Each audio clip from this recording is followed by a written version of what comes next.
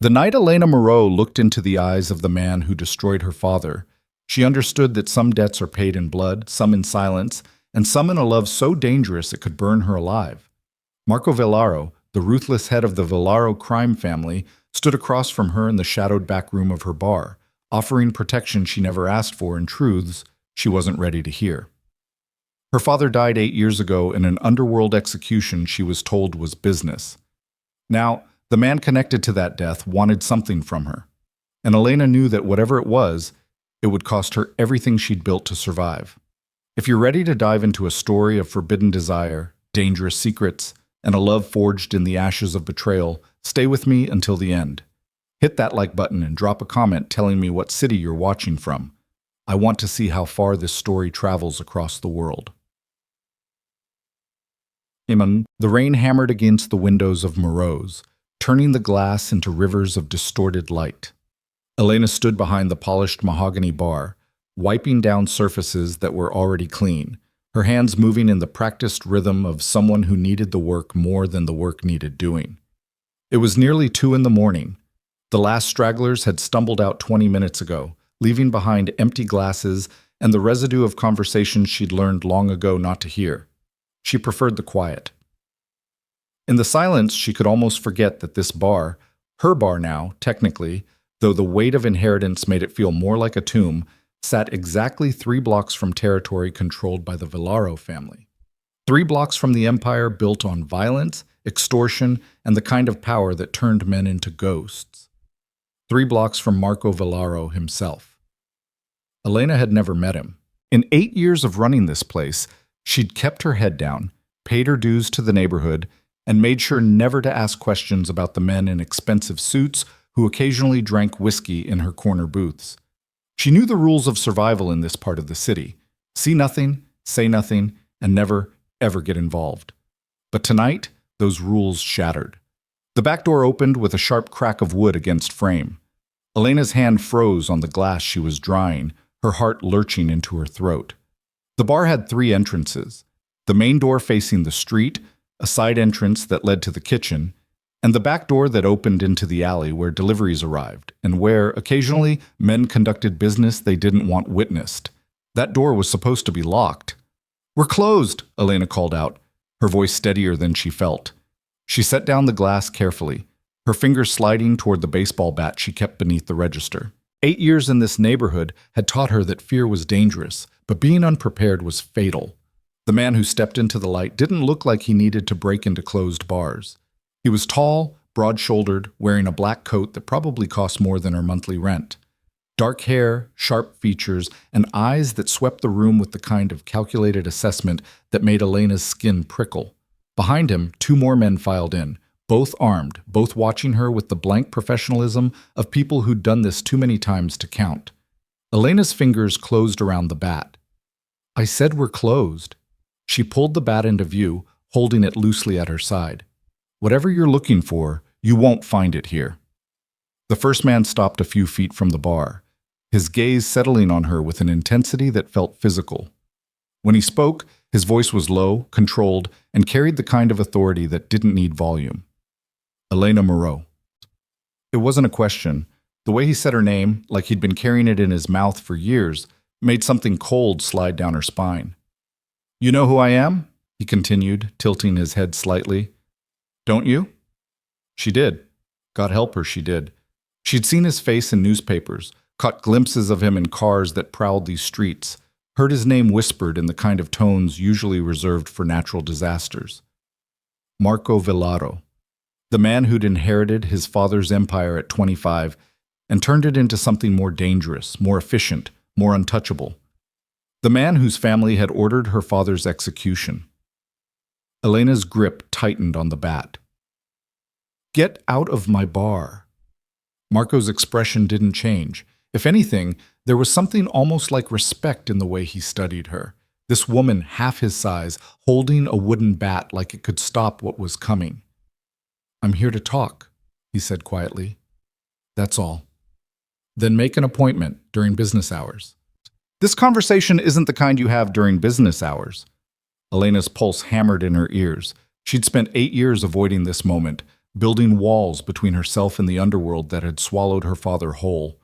She'd changed her last name from her mother's Dubois back to Moreau only after her father's death, a small, private act of defiance and remembrance.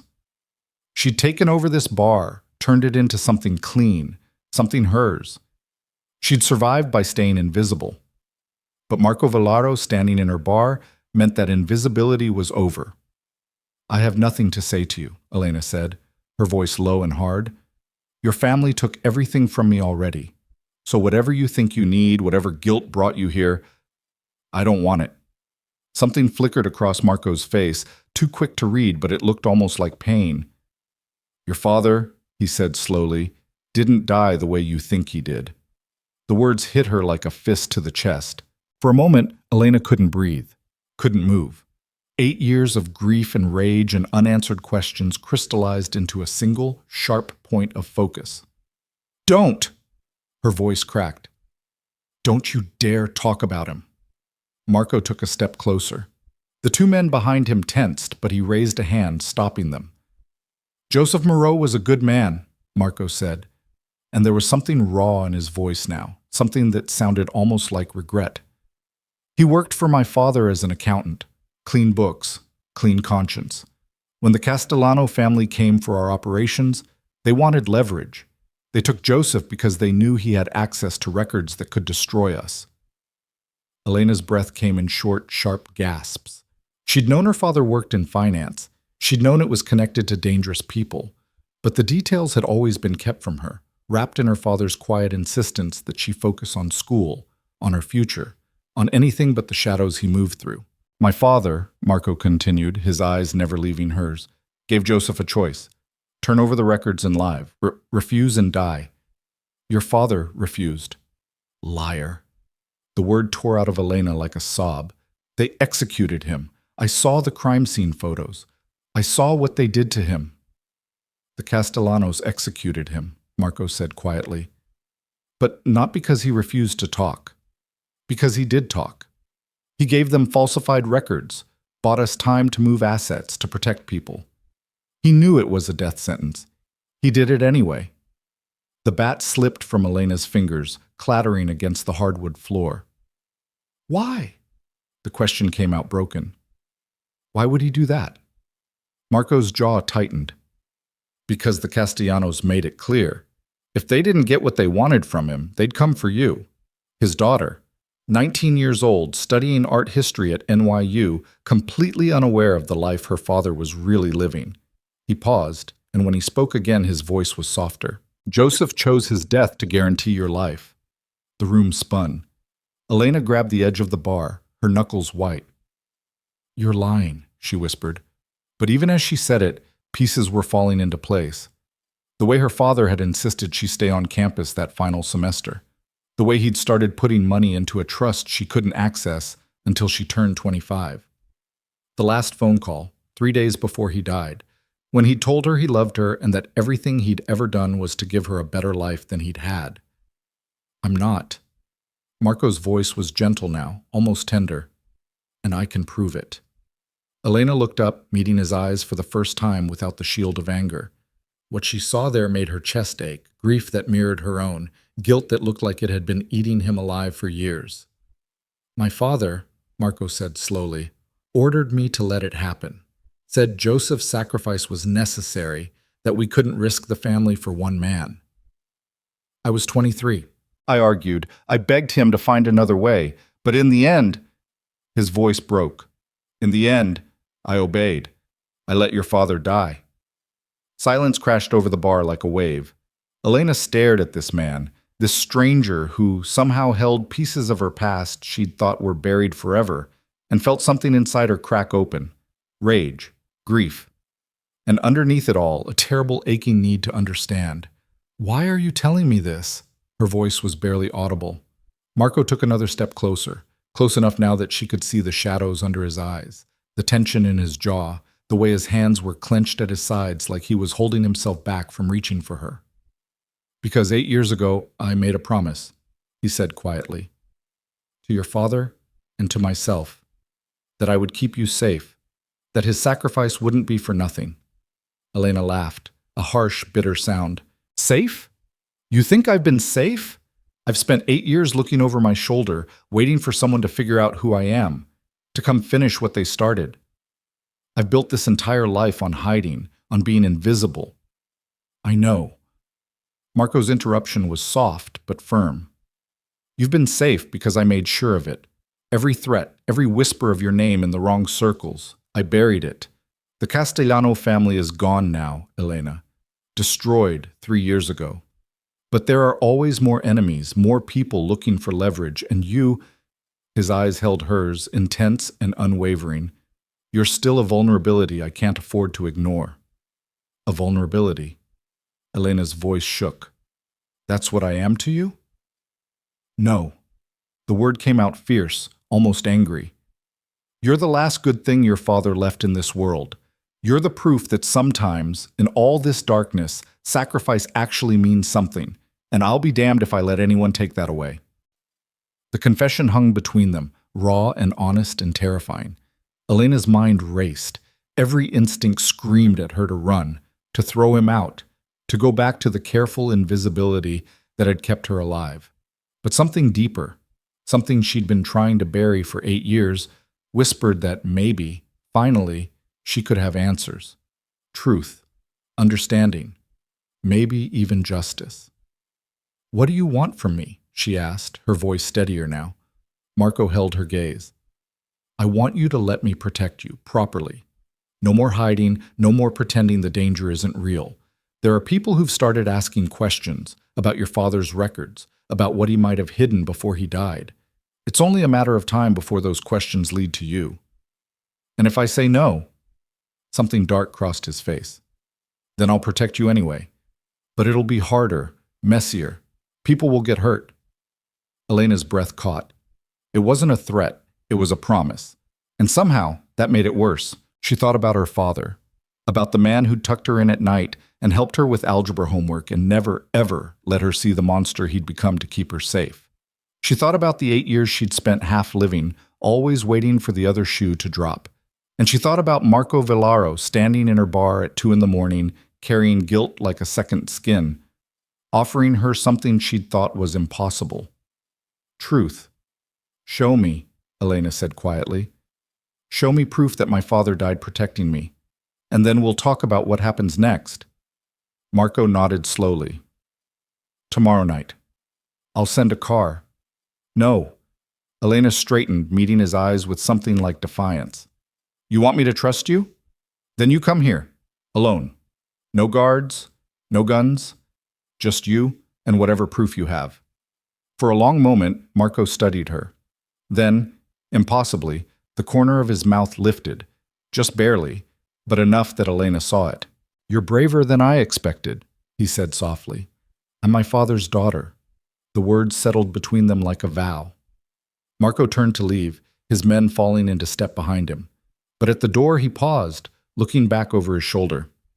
Elena, your father's last words were about you. He made me swear to tell you something, if you ever found out the truth. Elena's throat closed. What? He said to tell you that he was sorry, that he wished he could have been honest with you from the beginning, and that every choice he made, good or bad, was because he loved you more than his own life. Tears burned in Elena's eyes, but she refused to let them fall. Not here, not in front of him. Marco's expression softened. Tomorrow night, then. And then he was gone, disappearing into the rain-soaked night like a ghost. Elena stood alone in her empty bar, surrounded by the ghosts of 8 years' worth of questions, and let herself finally break. The next day crawled by with agonizing slowness. Elena went through the motions, opening the bar, serving customers, pretending everything was normal, but her mind was somewhere else entirely. Every time the door opened, her heart jumped. Every shadow seemed to hide threats she'd been too blind to see before. By the time evening fell and she flipped the sign to closed, her nerves were wound so tight she felt like she might shatter. 8 o'clock came and went, 9. Elena sat at the bar, a cup of cold coffee in front of her, watching the door. At 9:30, she started to think he wouldn't show. At 9:45, the door opened. Marco Villaro stepped inside and Elena's breath caught. He was alone, just as she'd demanded. No suit tonight, just dark jeans and a black sweater that made him look younger, less untouchable, more human. He carried a leather messenger bag. "You came," Elena said, hating how her voice shook. "I gave you my word." Marco approached slowly, respectfully, stopping on the other side of the bar. "May I?" Elena nodded, watching as he opened the bag and carefully withdrew a thick folder. He set it on the bar between them like an offering. "Everything's in here," he said quietly. "Copies of your father's communications with my father, recorded conversations, the falsified records he created, evidence of the Castellano family's threats against you." He paused. "And your father's final message, recorded the night before he died." Elena's hand trembled as she reached for the folder. He knew. He knew. Marco's voice was gentle. "He went to them willingly, Elena, because it was the only way to keep you safe." She opened the folder with shaking hands. The first document was a transcript of a phone conversation, her father's voice captured in clinical text, discussing accounts and transfers and contingencies. But in the margins, handwritten notes in her father's familiar script. "Ease tuition secured, trust fund transferred, she'll be taken care of." Elena's vision blurred. She flipped through pages of evidence, each one painting a picture of a man who'd walked knowingly toward his death, because it was the only path that led away from his daughter. Bank statements showing money moved into untouchable accounts in her name. Emails detailing threats against the daughter if cooperation wasn't forthcoming. A grainy photograph of her younger self, leaving her dorm building, unaware she was being watched. And at the bottom, a small digital recorder. "I've listened to it," Marco said softly. 100 times, maybe more. Every word is burned into my memory. But you should hear it yourself." Elena's fingers closed around the recorder. For a long moment, she just held it, feeling the weight of her father's last words. Then she pressed play. Static crackled. Then, her father's voice so achingly familiar it felt like a knife to the chest. "If you're hearing this, Elena, then I'm gone. And I'm so sorry, sweetheart. Sorry for the secrets, for the lies, for every moment of your life I let you believe I was someone I wasn't." A pause. The sound of him taking a shaking breath. "I've done terrible things, worked for terrible people, justified it all by telling myself it was to provide for you, to give you opportunities I never had. But the truth is, I was a coward. I thought I could walk in the darkness and keep you in the light. I thought I could have it both ways." Elena's tears fell freely now, splashing onto the bar. "Tomorrow, I'm going to make the only choice I should have made years ago. I'm going to protect you the only way I still can. The Castellanos want information that could destroy the Villaro family, and through them, dozens of other operations, legitimate businesses, hundreds of families. They've made it clear that if I don't cooperate, they'll use you to force my hand." His voice broke. "I can't let that happen, Elena. I can't let them touch you, use you, hurt you because of my mistakes. So I'm giving them what they want, but not what they think. Records that'll lead them in circles, buy time, keep you safe. It'll cost me my life. But sweetheart, you were always worth more than my life." Silence. Then, softer. "Marco Villaro will take care of you. He's young, but he's not his father. There's still something human in him, something decent. I've made him promise to watch over you, to keep you safe. Don't trust him completely, baby girl. Never trust anyone completely in this world. But if you're hearing this, it means he kept his word to give you the truth." Another pause. "Live, Elena. Live the life I couldn't. Be brave. Be honest. Be everything I should have been. And know that every single day of your life has been the greatest gift I ever received. I love you. I'm so proud of you, and I'm so sorry." The recording ended. Elena sat frozen, tears streaming down her face, feeling like her chest had been cracked open and everything inside exposed. Grief and love and rage and gratitude tangled together until she couldn't tell where one emotion ended and another began. Marco said nothing. He simply stood there, bearing witness to her pain, his own face tight with something that looked like shared sorrow. "He was wrong," Elena finally whispered. Marco's brow furrowed. About what? About you. She looked up, meeting his eyes through her tears. You kept more than your word. You kept me safe for 8 years. You've carried this guilt, this responsibility, and you didn't have to. You could have forgotten about me the moment he died. No, Marco said quietly. I couldn't have. Because every time I looked in the mirror, I saw the man who let your father die. The man who obeyed orders instead of fighting for what was right. Your father's sacrifice. His voice roughened. It had to mean something. You had to mean something. Elena's breath hitched. The way he was looking at her like she was something precious, something worth protecting not out of duty, but out of need, made her feel exposed and seen in a way she hadn't felt in years. I don't know how to do this, she admitted. I've spent 8 years hating your family, hating the life my father lived. I built everything on distance, on separation from this world. And now you know the truth, Marco finished. And it's messier than you thought. Your father wasn't just a victim, he was complicit, until he chose not to be. I'm not just the enemy, I'm the person he trusted to protect you. Nothing is clean, nothing is simple. Elena laughed shakily. No, it's not. Marco leaned forward slightly, his hands braced against the bar.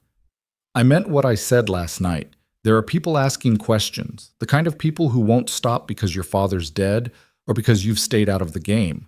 They think he hid something, some final insurance policy, some record that could still destroy careers, families, lives. Eventually, they'll come for you. And you want to stop them. It wasn't a question. I want to end this, Marco said, his voice firm. Once and for all. Make it clear that you're off limits, that anyone who comes after you answers to me. But I can't do that if you're hiding. I need you visible, protected, claimed. The last word sent a shiver down Elena's spine. Claimed. Marco's eyes darkened. My world doesn't understand subtlety, Elena. They understand power and ownership and consequences. If I want them to leave you alone, they need to know you're mine. I'm not anyone's. The protest came automatically, born of 8 years of independence. I know. Marco's voice softened. That's not what I meant, but in their eyes you need to be. You need to be seen with me, at my side, under my protection in a way that can't be questioned or challenged. Elena's mind raced. What he was suggesting meant stepping fully into the light, into the world she'd spent her entire adult life avoiding. It meant tying herself to him, to his reputation, his empire, his darkness. It meant trusting him. If I do this, she said slowly, I need the truth. All of it. No more secrets. No more protection through ignorance. If I'm stepping into your world, I need to know exactly what I'm walking into. Marco studied her for a long moment. Then he nodded. All of it. I promise. Elena took a shaking breath. This was insane, dangerous, possibly the worst decision she'd ever make. But looking at Marco Veyero, at this man who'd carried her father's dying wish for 8 years, who'd kept her safe without asking for anything in return, who was offering her truth instead of comfortable lies. She felt something shift inside her. Maybe she'd been hiding long enough. Maybe it was time to step into the light and see what she was really made of. Okay, Elena whispered. Show me your world.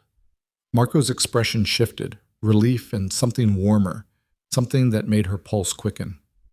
Tomorrow, he said. There's a charity gala. Major families, legitimate business owners, politicians. I want you there. With me. As what? Your date? As the woman under my protection. Marco's gaze held hers. As someone who matters to me. The confession was quiet, almost thrown away. But Elena heard the weight behind it, felt the truth of it. This wasn't just about duty anymore. And that terrified her more than anything else. Yeah. The following evening, Elena stood in front of her bedroom mirror, barely recognizing the woman staring back. The dress had arrived that afternoon, midnight blue silk that hugged her curves and fell in elegant folds to the floor. Subtle, sophisticated, expensive. The kind of dress that whispered wealth instead of shouting it. A car was waiting downstairs. Marco's car. Elena's hand shook as she fastened a simple diamond pendant, her mother's, one of the few pieces of jewelry she'd kept, around her neck. She looked like she belonged in Marco's world. Polished, put together, protected. She looked like someone's property. The thought should have made her angry. Instead, it made her feel strangely safe. The drive to the gala passed in a blur. The car pulled up to a historic hotel in the heart of downtown, where valets in crisp uniforms rushed to open doors and photographers lurked behind velvet ropes. Elena's stomach twisted, and then Marco was there, opening her door himself, offering his hand. "You look beautiful," he said quietly, his eyes tracking over her face like he was memorizing every detail. Elena's breath caught. "I feel like an imposter." "Good." Marco's mouth curved slightly. "That means you're still you." He kept her hand in his as they walked inside, and Elena felt every gaze in the lobby turn toward them, assessing, calculating, wondering who she was and what she meant to the untouchable Marco Villaro. The ballroom was stunning, glittering chandeliers, ice sculptures, a string quartet playing Vivaldi. People in designer gowns and expensive suits mingled with practiced ease, their conversations a careful dance of influence and alliance. Marco guided Elena through the crowd with a hand on the small of her back, introducing her to businessmen and philanthropists and city council members. Each introduction was carefully phrased. "This is Elena Moreau. She's under my personal protection." The message was clear. Touch her and answer to me.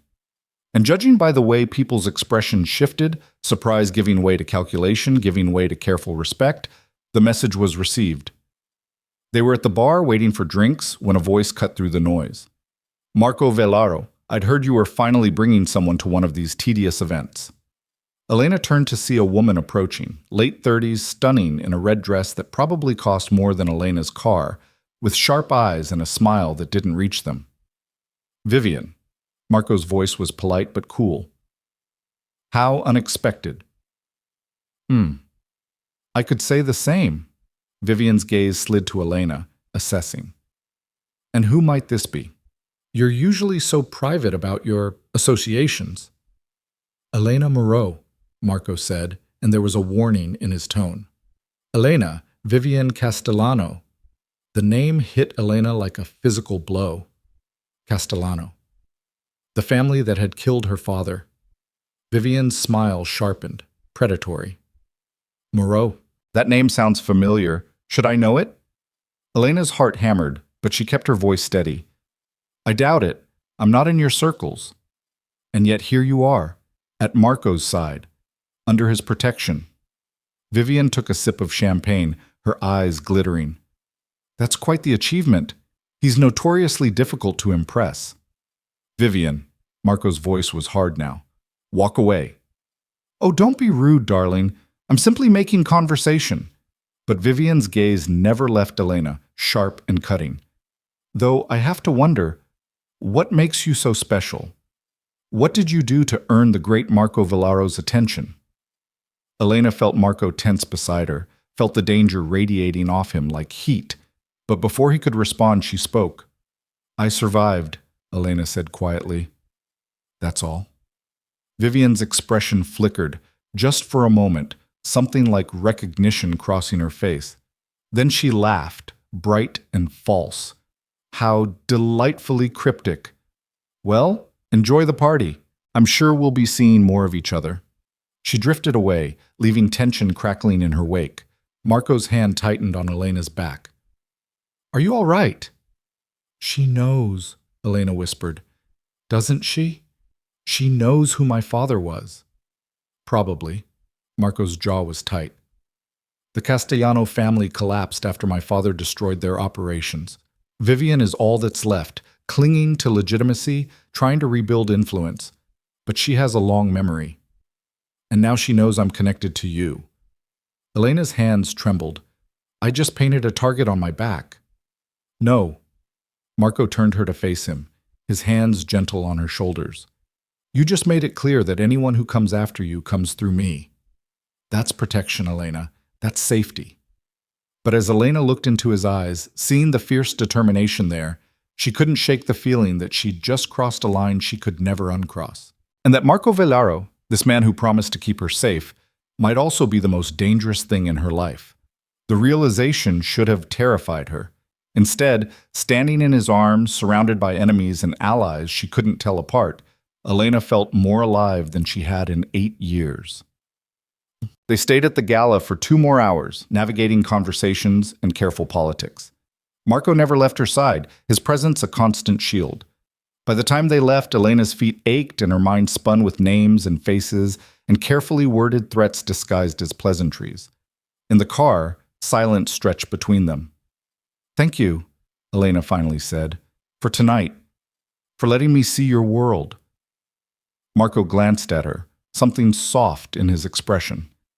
"And what do you think of it?" "It's exactly as horrible as I imagined."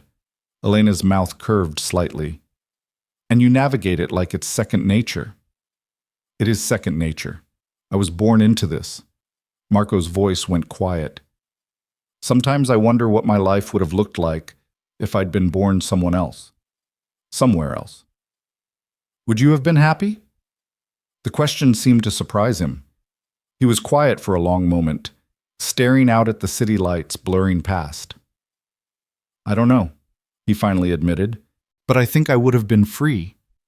Elena's chest ached. She saw him clearly in that moment, not the feared crime lord, not the man with blood on his hands, but the person trapped inside that role. Young, tired, grieving his own lost possibilities. "My father used to say that we're all prisoners of our choices," Elena said softly, "but that the bravest thing we can do is choose differently, even if it's terrifying." Marco looked at her, and something in his eyes made her breath catch. "Is that what you're doing?" he asked. "Choosing differently?" "I don't know yet." Elena held his gaze. "But I think I'm trying to." The car pulled up to her apartment. Marco walked her to the door, both of them surrounded by the kind of charged silence that felt like the moment before a storm breaks. "I'll have security posted," Marco said. "You won't see them, but they'll be watching. If anything happens—" "I know." Elena's hand was on the doorknob. She should go inside. Put distance between them. Remember that this was business, protection, strategy, but she didn't move. "Elena," Marco's voice was rough. "If this becomes too much, if you want out—" "I don't." The words came out fierce, surprising them both. "I've spent 8 years running from the truth. I'm tired of running." Marco stepped closer, close enough that she could feel the heat of him. His hand came up, fingers brushing her cheek with devastating gentleness. "Your father asked me to keep you safe," he said quietly. "He didn't ask me to pull you into my world, to make you a target. If something happened to you because of me, then it would be my choice." Elena caught his hand, holding it against her face. "Not yours. Mine." For a long moment, they stood frozen. Two people on the edge of something that could save them or destroy them, neither quite willing to step back. Then Marco leaned in, his forehead resting against hers, his breath warm on her lips. "This is a terrible idea," he whispered. "I know," Elena breathed. "You should run." "I know." "Elena?" She kissed him. It was soft at first, questioning, giving him a chance to pull away, to remember all the reasons this was impossible.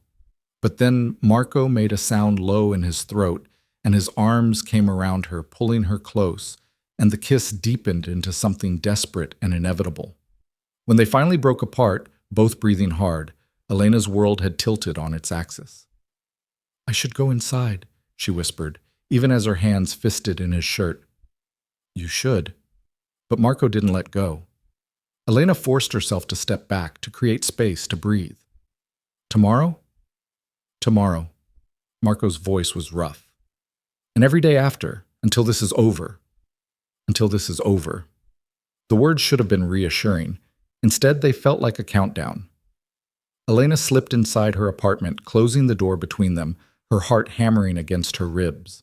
Through the peephole, she watched Marco stand there for a long moment before finally walking away, his shoulders tight with tension. And for the first time in 8 years, Elena felt something unfurl inside her chest, something dangerous and reckless and utterly terrifying. Hope. The morning after this gala, Elena woke to sunlight streaming through her curtains and the disorienting sensation that her entire life had shifted overnight. She lay still for a moment, fingers touching her lips where Marco's kiss still seemed to burn, wondering if she'd made a catastrophic mistake or the first honest choice in 8 years. Her phone buzzed on the nightstand. A text from an unknown number. Coffee on your doorstep. Security checked it. M. Elena padded to the door in bare feet and found an insulated cup from the Italian cafe 3 blocks away, the expensive one she never let herself visit. She took a sip, and the rich, perfectly balanced espresso made her close her eyes in appreciation. He'd remembered her mentioning it once, in passing, during one of their conversations at the gala. The attention to detail should have felt invasive. Instead, it felt like being seen. Her phone buzzed again. Dinner tonight. My place. We need to talk about next steps. Elena stared at the message, her thumb hovering over the keyboard. Every rational part of her brain screamed that she was moving too fast, trusting too easily, letting herself fall into something that could only end in disaster. But another part, the part that had kissed him last night, the part that had been numb for 8 years, whispered that maybe disaster was better than the slow death of safety. She typed back, "What time?" The response came immediately. 7. I'll send a car. I can drive myself. A pause. Then, I know you can, but let me do this anyway. Elena set down her phone and leaned against the counter, coffee warming her hands. She thought about her father, about the recording, about his voice saying that Marco Villaro had something decent left in him. She thought about the way Marco had looked at her last night, like she was something precious he was terrified of breaking. And she thought about Vivian Castellanos' sharp eyes and sharper smile, recognizing something in Elena's name that made the air between them crackle with old violence. Her phone rang. Not a text this time, an actual call from a number she recognized. Her best friend, Sophie, who'd been traveling in Europe for the past month. "Please tell me," Sophie's voice exploded through the speaker, "that the photo I just saw on Instagram is a very convincing Photoshop job and you did not actually attend the Winterbridge Gala on the arm of Marco fucking Villaro." Elena winced. "It's not Photoshop." Oh my God. Oh my God. Elena, what are you doing? Do you have any idea who that man is? I know exactly who he is. Elena moved to her bedroom, starting to get dressed while balancing the phone against her shoulder. It's complicated, Soph. Complicated? He's a crime lord. His family, Elena, they're connected to everything terrible in this city. Money laundering, extortion, probably worse things neither of us wants to think about. And you're just, what?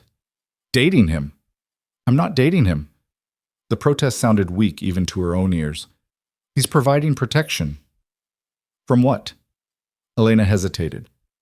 Sophie knew about her father's death, knew it was connected to organized crime, but she didn't know the details. Elena had kept those details locked away for 8 years, sharing them with no one. But standing in her bedroom, remembering Marco's promise of truth, she found herself tired of secrets. My father didn't just work for dangerous people, Elena said quietly. He died protecting me from them. And Marco, he was there. He knows what happened. He promised my father he'd keep me safe. Silence on the other end of the line, then softer. Jesus, Elena. There are people asking questions again, about my father, about what he knew. Marco thinks I'm in danger. And you believe him? Did she? Elena looked at her reflection in the mirror, at the woman who'd kissed a man she barely knew, who'd stepped into a world of violence and power, who'd decided that truth was worth the risk. Yeah, she said finally. I do. Sophie sighed. Then I'm coming back early. I land tomorrow night, and you're going to tell me everything, and I mean everything, over a very large bottle of wine. Deal. Elena felt something loosen in her chest. I've missed you. I've missed you too. And Elena, be careful, please. I know you think you can handle this, but these people, they're not like us. They don't play by normal rules. After they hung up, Elena finished getting dressed and headed to the bar. Saturday mornings were quiet, giving her time to prep for the weekend rush. But when she unlocked the door, she found someone already waiting. A man in his 50s, silver-haired and distinguished in an expensive suit, stood near the entrance. He smiled when he saw her.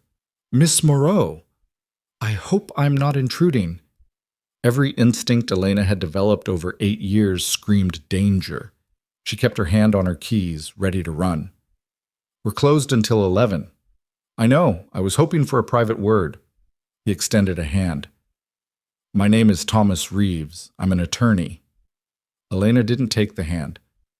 "I don't need a lawyer." "Perhaps not. But your father did, once upon a time. I represented Joseph Moreau in several business matters before his death. I've been trying to reach you for weeks, but you're quite difficult to track down." Elena's heart kicked against her ribs. "My father's been dead for 8 years. Whatever business he had is long settled." "Not quite." Reeves withdrew his hand, unruffled.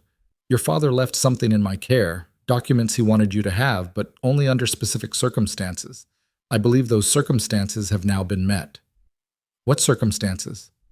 "That you would make contact with Marco Villaro.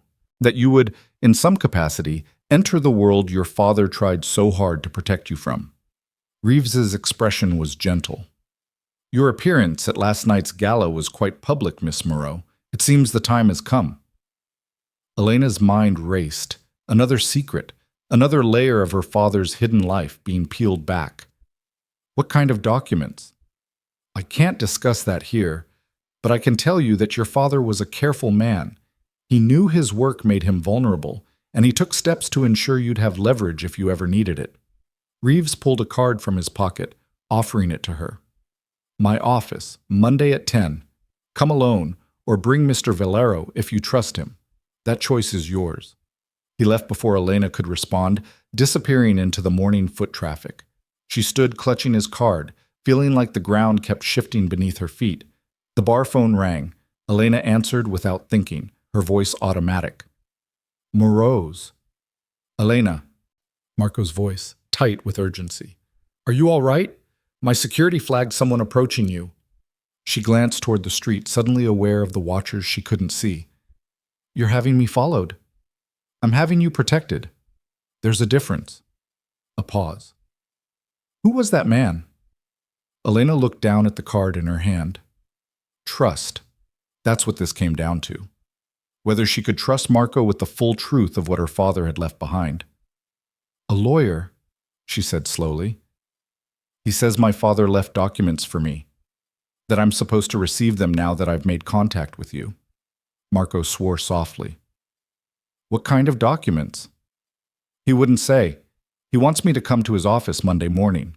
Elena took a breath. "He said I could bring you, if I trust you." The silence stretched, then, "Do you?" It was the same question Sophie had asked, but coming from Marco, it carried different weight. He was asking if she trusted him with whatever final secrets her father had buried, if she was willing to make him not just a protector, but a partner. "I want to," Elena admitted. "But I barely know you, Marco. Everything between us has happened so fast." "Then let's slow down." His voice gentled. "Tonight, dinner, no business, no strategy, just us, getting to know each other. And then you can decide if you want me at that meeting." Something warm unfurled in Elena's chest. "Just us?" "Just us," Marco confirmed. "I promise." After they hung up, Elena tried to focus on work, but her mind kept circling back to the lawyer's visit, to the documents her father had hidden, to the fact that even in death, Joseph Moreau was still trying to protect her. The day passed in a blur of inventory and prep work. By the time 6:30 rolled around, Elena's nerves were wound tight. She closed early, went home to change, and found herself standing in front of her closet feeling like a teenager before prom. This was ridiculous. It was just dinner, just conversation, just the man who'd promised to keep her safe, who'd carried guilt for 8 years, who'd kissed her like she was oxygen and he was drowning. She settled on dark jeans and a soft sweater. Casual, but put together. Not trying too hard. When the car arrived at 7, Elena took a deep breath and stepped outside. The drive took her away from the familiar streets of her neighborhood, into the part of the city where old money lived in historic brownstones behind wrought iron gates. The car pulled up to one such building, elegant, understated, with warm light glowing in the windows. Marco opened the door himself. He'd changed too, trading his usual suits for jeans and a dark Henley that made him look younger, more approachable. His eyes swept over her, and something in his expression softened. "Hi," he said simply. "Hi." Elena stepped inside, and the scent of cooking food made her stomach rumble. "You cook?" "I do." Marco led her through a foyer decorated with careful minimalism, expensive but not showy, into a kitchen that looked professionally equipped but lived in. Pots simmered on the stove, and a cutting board held fresh herbs. "I hope you like Italian. It's the one thing my grandmother taught me before she passed." The admission felt personal, vulnerable. Elena leaned against the counter, watching him move with easy competence through the space. "Your grandmother?" "She never approved of my father's business, said we'd all pay for the violence we caused, that money built on suffering would never buy happiness." Marco stirred something that smelled incredible. "She died when I was 15. I think about her a lot. What she'd think of the man I became." "What do you think she'd say?" Marco was quiet for a moment. "That I had a choice, that I've always had a choice, and that it's never too late to choose differently." He glanced at her, something raw in his eyes. "Sound familiar?" Elena's breath caught, remembering her own words from last night. "My father used to say something similar." "They would have understood each other, I think, your father and my grandmother." Marco pulled wine from the fridge, poured 2 glasses. "Both of them trying to save people who didn't want to be saved." They ate at a small table by the window overlooking a private garden. The food was perfect. Homemade pasta with a sauce that tasted like summer, fresh bread, a salad with vegetables that must have cost a fortune this time of year. But more than the food, Elena found herself drawn into conversation that flowed easily, naturally. Marco asked about her childhood, and she told him about growing up thinking her father was just an accountant, about lazy Sundays at the park, and him teaching her to ride a bike. He told her about his own childhood, the disconnect between the loving grandfather who took him fishing and the ruthless crime lord who ordered executions over breakfast. "I was 12 the first time I understood what my family really did," Marco said, refilling their wine glasses. "Someone had stolen from one of our operations. My father brought me to the warehouse where they'd taken him, made me watch while they—" He stopped, jaw tight. "He said I needed to understand the cost of betrayal, that mercy was weakness." Elena's hand found his across the table. "You were a child. I was being groomed." Marco's fingers laced through hers. "Every choice was made for me. What schools I'd attend, what I'd study, who I'd associate with. By the time I was old enough to realize I wanted something different, I was already too deep in the life to escape." "Your father, when did he die?" 3 years ago, heart attack." Marco's mouth twisted. "Ironic, really.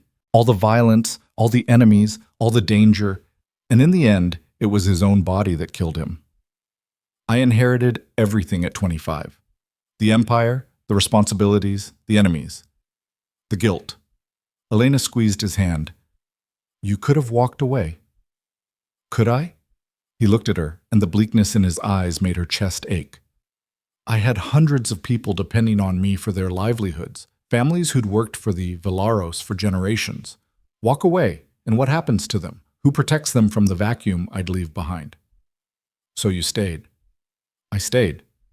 But I've been trying to change things, slowly, moving operations legitimate, cutting ties to the worst of the violence. My father built an empire on fear and blood. I want to build something that might actually last without constantly feeding the monster." Elena studied him in the candlelight, seeing the weight he carried in the tension of his shoulders, the shadows under his eyes. "That's why you kept your promise to my father. It wasn't just guilt." "No."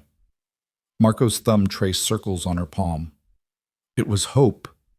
That maybe, if I could keep you safe, this one person, this innocent life, it meant I wasn't entirely the monster my father tried to make me." The confession hung between them, honest and painful. Elena felt something crack open in her chest, that careful distance she'd been trying to maintain crumbling. "You're not a monster," she said softly. "Monsters don't spend 8 years protecting someone they've never met. Monsters don't carry guilt for choices they were forced to make as children." Marco's eyes searched hers. "You barely know me." "Then tell me more." Help me know you. So he did. They talked for hours, sharing stories and secrets and pieces of themselves neither had shown anyone else. Marco told her about the legitimate businesses he was building, the community programs he funded anonymously, his dream of eventually dismantling the criminal empire entirely. Elena told him about the bar, about the regular customers who'd become like family, about her own dream of maybe, someday, opening a gallery to showcase local artists. By the time they moved to the living room, wine glasses in hand, it was past midnight. Elena curled into the corner of a leather couch while Marco built a fire in the fireplace. The flames cast dancing shadows across his face, making him look younger, softer. "Can I ask you something?" Elena said into the comfortable silence. "Anything."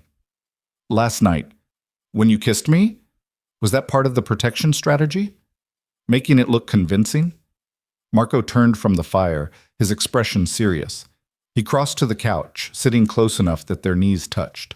"No. That was me forgetting every reason I should keep my distance. That was me being selfish." Elena's breath hitched. "Selfish how?" "Because wanting you is the most dangerous thing I could do." His hand came up, fingers brushing her cheek. "You deserve someone clean, someone who doesn't have blood on their hands, who doesn't carry the weight of terrible choices. You deserve normal." "What if I don't want normal?" The words came out barely a whisper. "What if I've had 8 years of safe and normal and half alive and I'm tired of it?" Marco's eyes darkened. "Elena, you said tonight was about getting to know each other, about deciding if I trust you." She shifted closer, her hand finding his chest, feeling his heartbeat quicken under her palm. "I trust you, Marco. More than I probably should, more than makes sense. But I do." "You shouldn't." But even as he said it, his hand slid into her hair, cradling her head with devastating gentleness. "This path, it only gets darker, harder. There are things coming that I can't protect you from without pulling you deeper into my world." "Then pull me deeper." Elena held his gaze, letting him see her certainty. "I'm tired of hiding. I'm tired of being protected through distance. If there's danger coming, I want to face it with my eyes open." For a long moment, Marco just looked at her, this woman who was supposed to be his responsibility, his penance, his promise kept. But somewhere along the way, she'd become something else entirely, something he wanted with a fierceness that terrified him. "You're going to ruin me," he whispered. "Good." Elena pulled him down to her. "Maybe we can ruin each other." The kiss was different than the night before. Slower, deeper.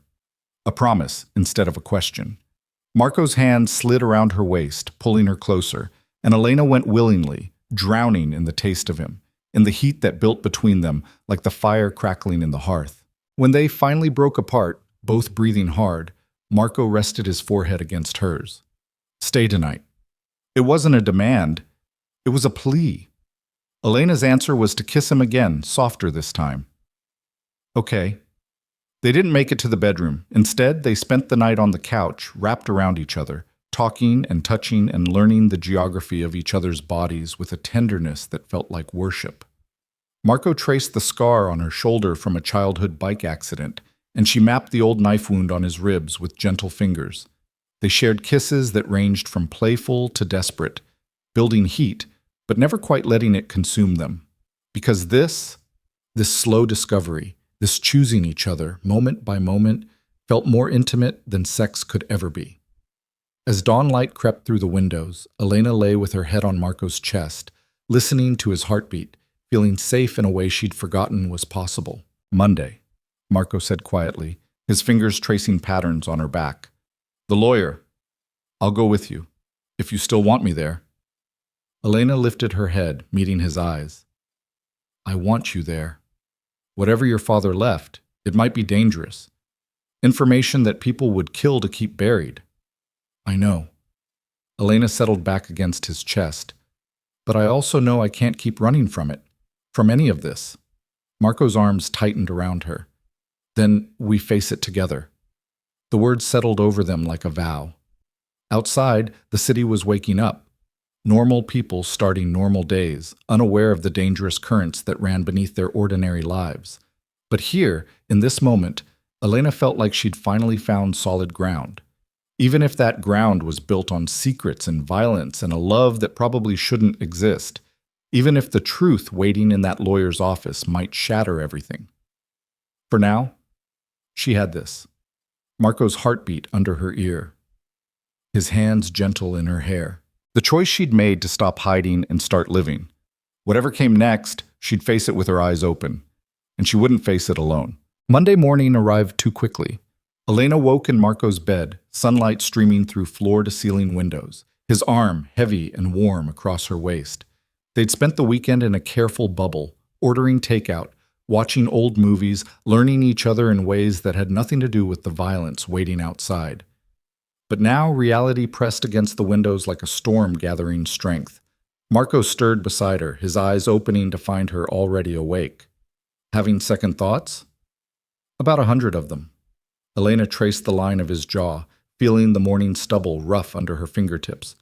But I'm still going. He caught her hand, pressing a kiss to her palm. We don't have to do this today.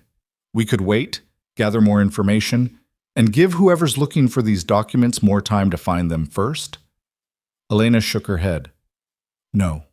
Whatever my father left, I need to see it. They dressed in silence, the weight of what lay ahead settling over them like armor. Marco wore one of his perfectly tailored suits, transforming back into the controlled, dangerous man the world knew. Elena chose a simple black dress and blazer, professional, unremarkable, the kind of outfit that wouldn't draw attention. The car ride to Thomas Reeves' office building downtown was quiet. Marco held her hand, his thumb tracing absent patterns on her skin, but his eyes stayed on the streets, constantly scanning. Elena recognized the hypervigilance now, the way he cataloged every car, every pedestrian, every possible threat. I've had my people look into Reeves, Marco said as they pulled up to a sleek glass tower in the financial district. He's clean, as far as we can tell. Practiced corporate law for 30 years before semi-retiring.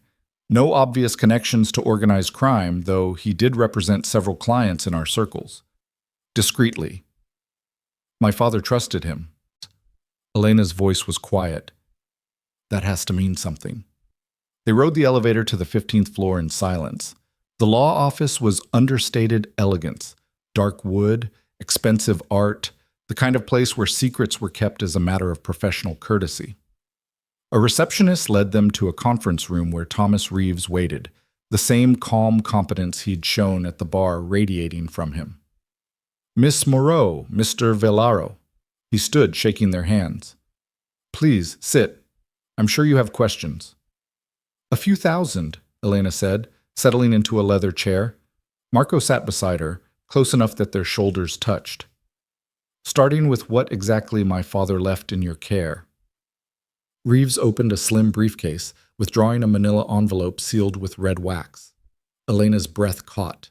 She recognized the seal, her father's signet ring, the one he'd worn every day of her childhood, the one that had been returned to her with his personal effects, now sitting in a box in her closet because she couldn't bear to look at it. Your father gave this to me 6 months before his death, Reeves said, sliding the envelope across the table, with very specific instructions. I was to hold it until either you came looking for information about his past, or until you made contact with Marco Velaro in a capacity that suggested you'd entered the world your father tried to protect you from. He paused. Your appearance at the Winterbridge Gala fulfilled the second condition. Elena's hands trembled as she reached for the envelope. Marco's hand found her knee under the table, steadying her. He also left this. Reeves produced a small digital recorder. A message. He wanted you to hear it before opening the envelope. Elena took the recorder with shaking fingers. This was different from the first recording. That had been about protection, about explaining his sacrifice. This felt heavier, more final. She pressed play. Her father's voice filled the room, and Elena's eyes burned with unshed tears. Elena, sweetheart, if you're hearing this, it means you've found your way to Thomas. It means the life I tried to build for you, clean, safe, separate from all of this, wasn't enough to keep you protected. And I'm so sorry for that. A pause. The sound of him gathering himself. The envelope contains evidence. Records I compiled over 15 years working for the Velaro family and their associates. Financial transactions, shell companies, proof of illegal operations spanning decades. It's comprehensive enough to bring down not just the Villaros, but half the organized crime families in the state. Elena's blood turned to ice. Beside her, Marco had gone perfectly still. I created these records as insurance, her father continued. A guarantee that as long as they existed, no one would dare hurt you. Because if anything happened to me or to you, these records were set to automatically transfer to federal prosecutors. Mutually assured destruction. The recorder crackled with static. But I also created them as a choice. For you. If you're hearing this, it means you're in danger again. It means the protection I tried to give you has failed. And now you have to decide what kind of person you want to be. What kind of justice you believe in. Elena could barely breathe. You can use these records, Elena. Go to the FBI. Destroy the families that took me from you. Get justice in the only way this broken system understands. Through prosecution, prison, the complete dismantling of everything they've built. No one could blame you. No one could say you were wrong. A long silence, then softer. Or you can destroy them. Burn the evidence, let the past stay buried, and find another way forward. A way that doesn't perpetuate the cycle of violence and retribution that's poisoned so many lives. I can't tell you which choice is right, sweetheart. That's not my decision to make anymore. But I trust you. I trust the woman you've become. Whatever you choose, I'm proud of you. The recording ended. Elena sat frozen, the weight of her father's final gift crushing the air from her lungs. Across the table, Thomas Reeves watched with professional calm. Beside her, Marco had released her knee, his hands clenched into fists on his thighs. He gave me similar instructions, Reeves said quietly. If anything happened to either of you before you retrieved this envelope, copies were to be sent to the FBI, the State Attorney General, and several major newspapers. But if you collected it safely, the choice of what to do with the information is entirely yours, Miss Moreau. Elena's hand shook as she broke the wax seal and withdrew the contents.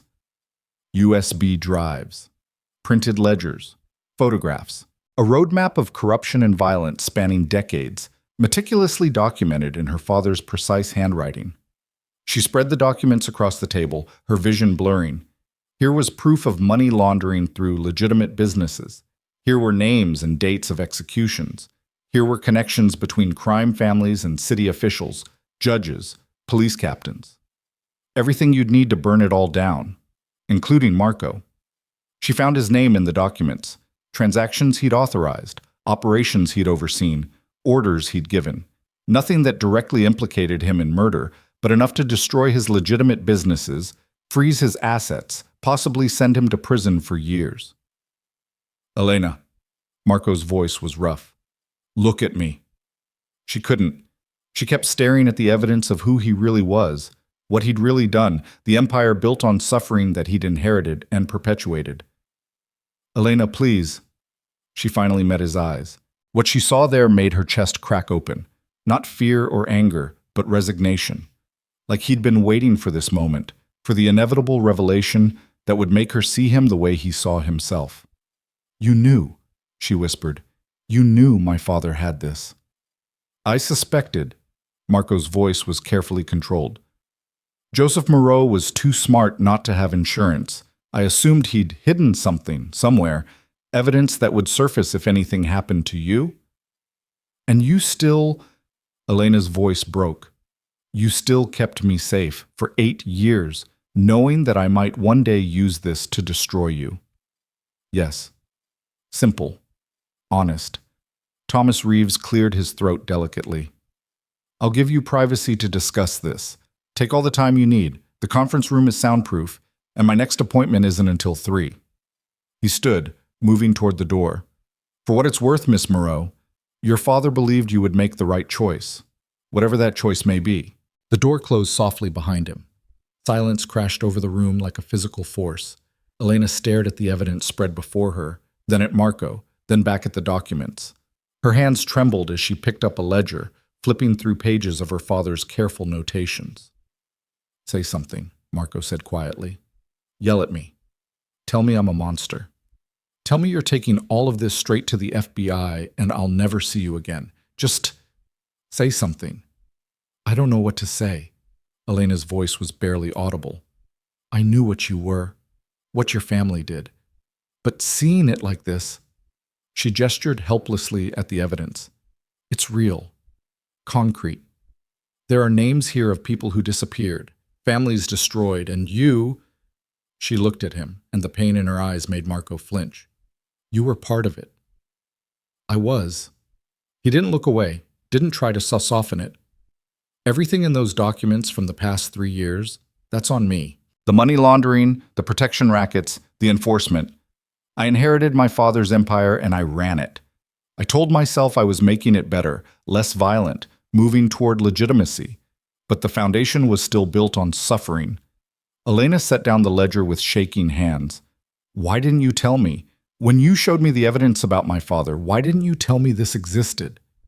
Because I hoped you'd never have to make this choice. Marco's voice went rough. I hoped I could keep you safe enough, far enough from the darkness, that you'd never have to decide whether to destroy me. But I do have to decide. Elena looked at the documents again. Don't I? Because if I don't use this, if I let it stay buried, I'm complicit. I'm choosing to protect criminals, to let the cycle continue. People could get hurt because I chose to protect you instead of doing the right thing. Marco said nothing. What could he say? She was right. Elena stood abruptly, pacing to the windows overlooking the city. 15 floors below, people went about their normal lives, drinking coffee, hailing cabs, completely unaware that in this conference room, a decision was being made that could reshape the entire criminal landscape. My father gave me this choice because he knew I'd understand the complexity, she said, more to herself than to Marco. He knew I'd see that justice isn't always simple, that sometimes the right thing and the legal thing aren't the same.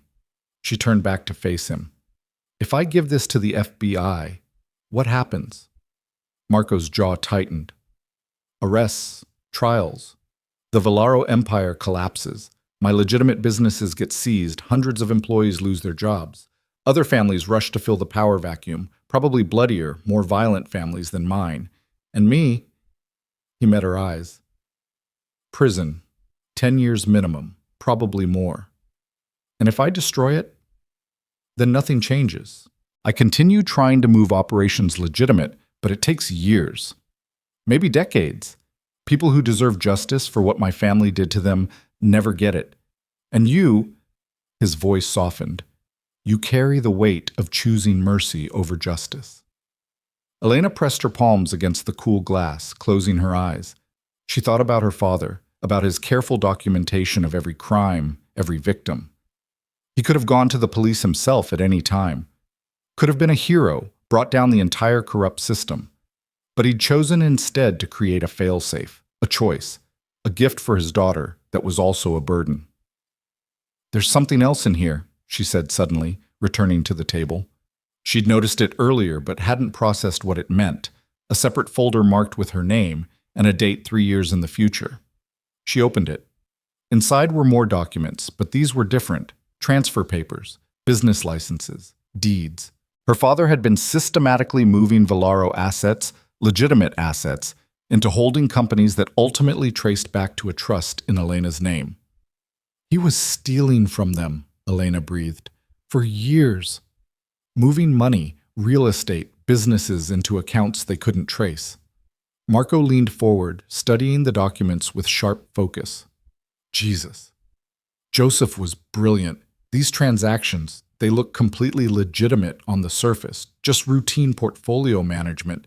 But if you follow the thread— He looked up at Elena, something like awe in his eyes. He embezzled millions, maybe tens of millions, and funneled it all to you. Elena's head spun. Why? Because he knew what you'd do with it. Marco's voice was quiet. If you chose to destroy the families, you'd have resources to rebuild after the collapse. If you chose mercy, you'd have leverage, money to push the transitions legitimate, to buy out operations, to build something clean. Elena sank into her chair, overwhelmed. Her father hadn't just given her evidence, he'd given her power, options, a way forward no matter which choice she made.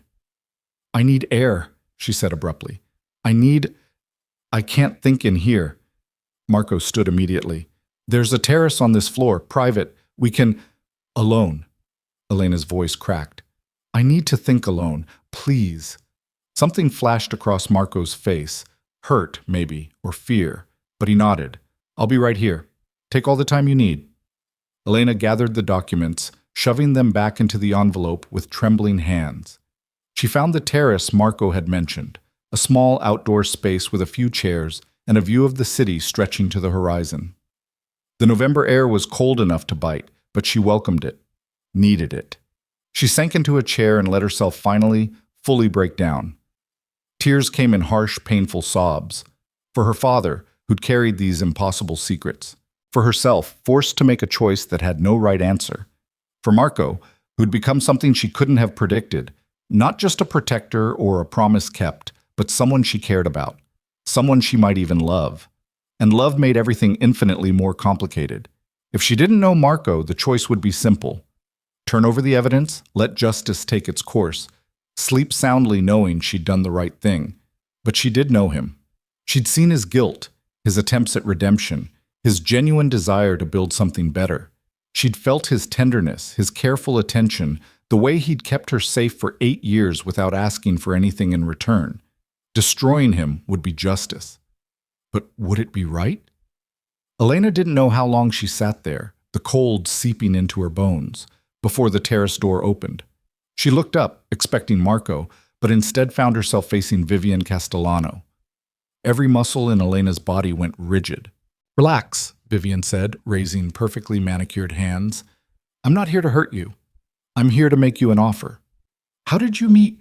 Find you? Please, You're meeting with Thomas Reeves, one of the most discreet lawyers in the city, with Marco Villaro at your side.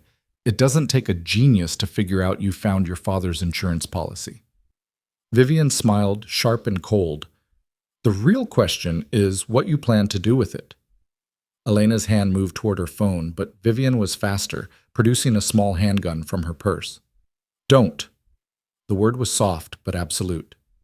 We're going to have a conversation, and then you're going to make a choice.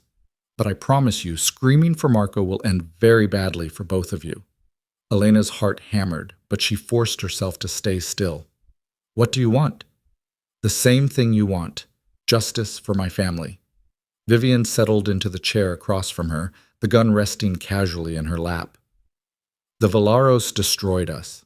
Killed my father, my uncles, scattered what was left of our organization to the winds. Marco likes to pretend he's different from his father, that he's somehow more civilized. But he's not. He's just better at hiding the monster. Your family killed mine, Elena said, her voice steady despite the fear coursing through her. You abducted my father, tortured him. We did what was necessary to survive. Vivian's eyes glittered, and your father made his choice, just like you're about to make yours. She leaned forward, and the motion made the gun shift slightly. Here's what I know. You have evidence that could destroy the Villaro family. Evidence I've spent 3 years trying to find. And you care about Marco. I saw it at the gala. I see it now in the way you rushed out here to think. You're trying to decide if you can justify protecting him. This has nothing to do with you. It has everything to do with me. Vivian's voice went hard. Because I'm going to make your choice very simple.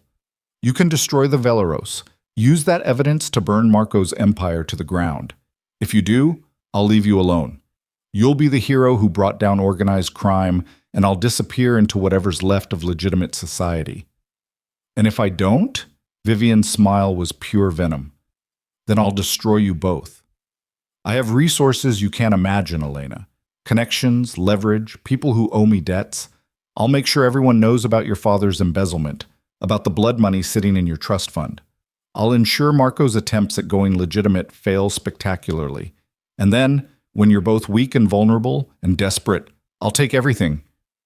Elena's mind raced. This was a threat wrapped in an ultimatum wrapped in the illusion of choice. You're bluffing, she said, with more confidence than she felt. If you had the power to destroy us, you would have done it already. True.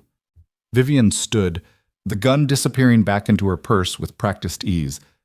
But I'm patient, and I'm betting that you're not nearly as ruthless as you need to be to survive in this world. You care about Marco. You believe in redemption. Those soft emotions will get you killed. She moved toward the door, then paused. You have until midnight tonight to decide. Use the evidence and walk away clean, or try to protect him and spend the rest of your life looking over your shoulder. Choose wisely, Miss Moreau." Then she was gone, leaving Elena alone with her racing heart and the impossible weight of two different threats demanding two different choices. Elena sat frozen for a long moment before finally forcing herself to move. She returned to the conference room where Marco stood at the windows, his posture rigid with tension. He turned when she entered, and whatever he saw in her face made him cross to her immediately. "What happened?" Elena told him everything. About Vivian's appearance, the gun, the ultimatum. With each word, Marco's expression grew darker, more dangerous. By the time she finished, his hands were clenched so tight his knuckles had gone white. "She threatened you." His voice was lethal calm. "Put a gun on you. Marco, I'm going to kill her." He pulled out his phone, already dialing. "I'm going to find her and end this right now." "Stop!" Elena grabbed his wrist, forcing him to look at her. "That's exactly what she wants, for you to react, to prove you're still the monster she says you are. Don't give her that." "She threatened you," Marco repeated, and there was something raw in his voice now, something that sounded like fear. "I can't. Elena, if anything happened to you because of me—" "Nothing is going to happen to me." Elena's voice was firm. "Because we're going to think this through, rationally, without emotion." "Without emotion," Marco laughed, harsh and bitter. "You're asking me to be rational about someone putting a gun on the woman I—" He stopped abruptly. Elena's breath caught. "The woman you what?" Marco closed his eyes, his jaw working. When he opened them again, the look in his eyes made Elena's heart stutter. "The woman I love," he said quietly. "The woman I've loved since the night you stood in your bar holding a baseball bat, like you could take on my entire organization. The woman who's somehow become more important to me than power, than legacy, than my own goddamn life." The confession hung between them, raw and honest and terrifying. Elena's hands came up to frame his face, pulling him down until their foreheads touched. "Then trust me. Trust that I can handle this, that we can handle this together." "Together," Marco repeated like he was testing the word. "You're not leaving." "No." Elena's voice was certain. "I'm not leaving, but I am making a choice." She pulled back, moving to the table where her father's evidence still lay spread out like an accusation. For a long moment, she just looked at it. Years of careful documentation, proof of crimes and corruption, the ammunition to destroy everything Marco had built. Then she started gathering it up. Every document, every drive, every photograph. Marco watched in silence as she methodically returned everything to the envelope, her movements deliberate and final. "What are you doing?" he asked quietly. Elena sealed the envelope and held it against her chest. "Choosing mercy over justice. Choosing the possibility of redemption over the certainty of revenge. Choosing—" She looked at him, letting him see everything she felt. "Choosing you. Choosing us. Even though it's probably the worst decision I'll ever make." Marco's expression shattered. "Elena, you can't. Think about what you're giving up. The justice you deserve. I'm thinking about what I'm gaining." Elena moved to him, pressing the envelope into his hands. "This is yours now. All of it. The evidence, the embezzled assets, everything. You're going to use it to transition your operations completely legitimate. No more protection rackets, no more violence, no more darkness. You're going to build something clean." "And Vivian?" Elena's smile was sharp.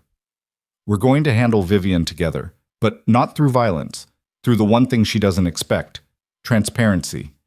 Marco's eyes widened. "You want to give her what she wants?" "No, I want to make what she wants worthless." Elena's mind was racing now, pieces clicking into place. "She wants to use the evidence to destroy you. But what if we destroy it first, publicly? What if we go to the press, admit to the past crimes, announce a complete restructuring of all Villaro operations?" "I'd lose everything," Marco said slowly. "My reputation, my power, possibly my freedom. But you'd control the narrative. You'd choose transparency over being exposed, and Vivian loses her leverage." Elena gripped his arms. "It's a risk, a massive risk. But it's also the only way forward that doesn't end in more blood." Marco stared at her like she'd just rewritten every rule he'd ever known. You're insane. Probably. Elena's laugh was shaky. But I'm also right. Aren't I? He was quiet for a long moment, processing.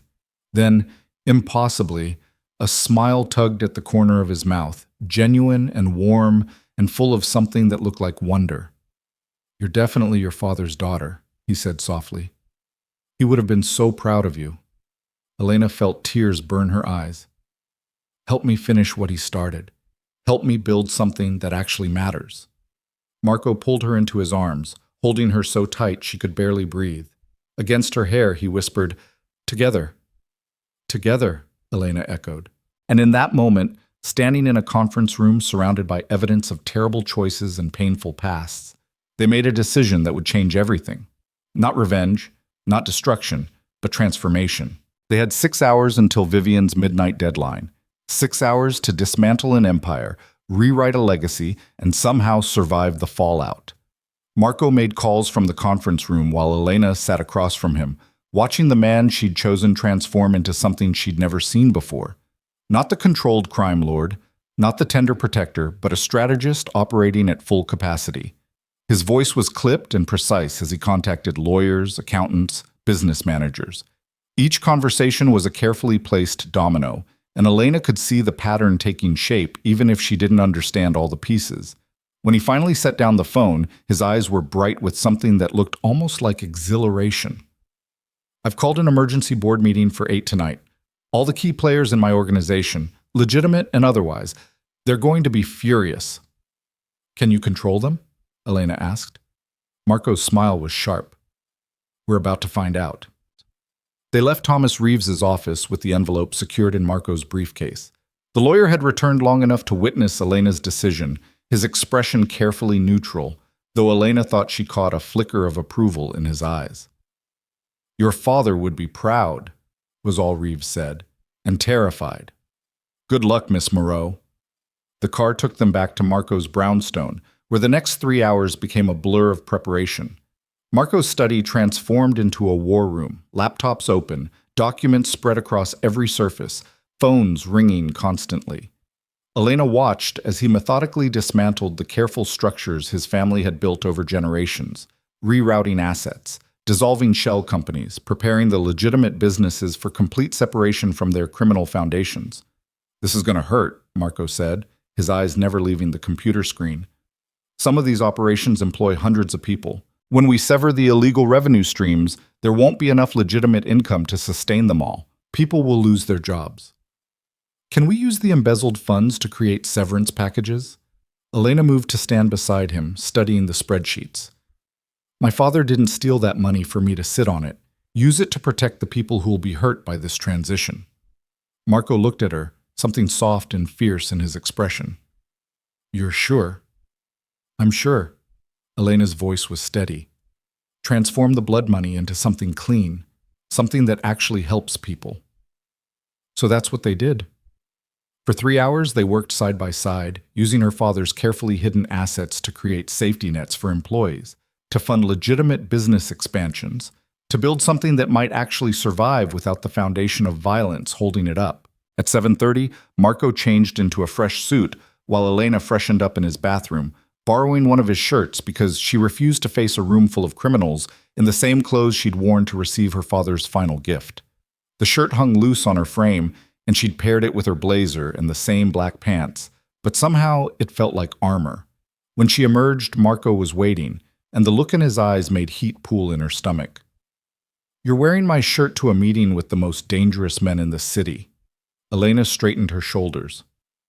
Problem? No.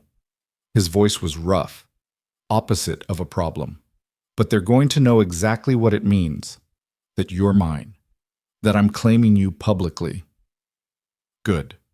Elena closed the distance between them, adjusting his tie with steady hands. Let them know, let everyone know, I'm done hiding. Marco caught her hands, pressing a kiss to her knuckles. Last chance to walk away. Once we do this, there's no going back. I don't want to go back. Elena held his gaze. I want to go forward, with you. The kiss was brief but devastating, a promise and a vow wrapped into one moment of perfect clarity. Then they pulled apart, gathering their materials, and headed to face the reckoning.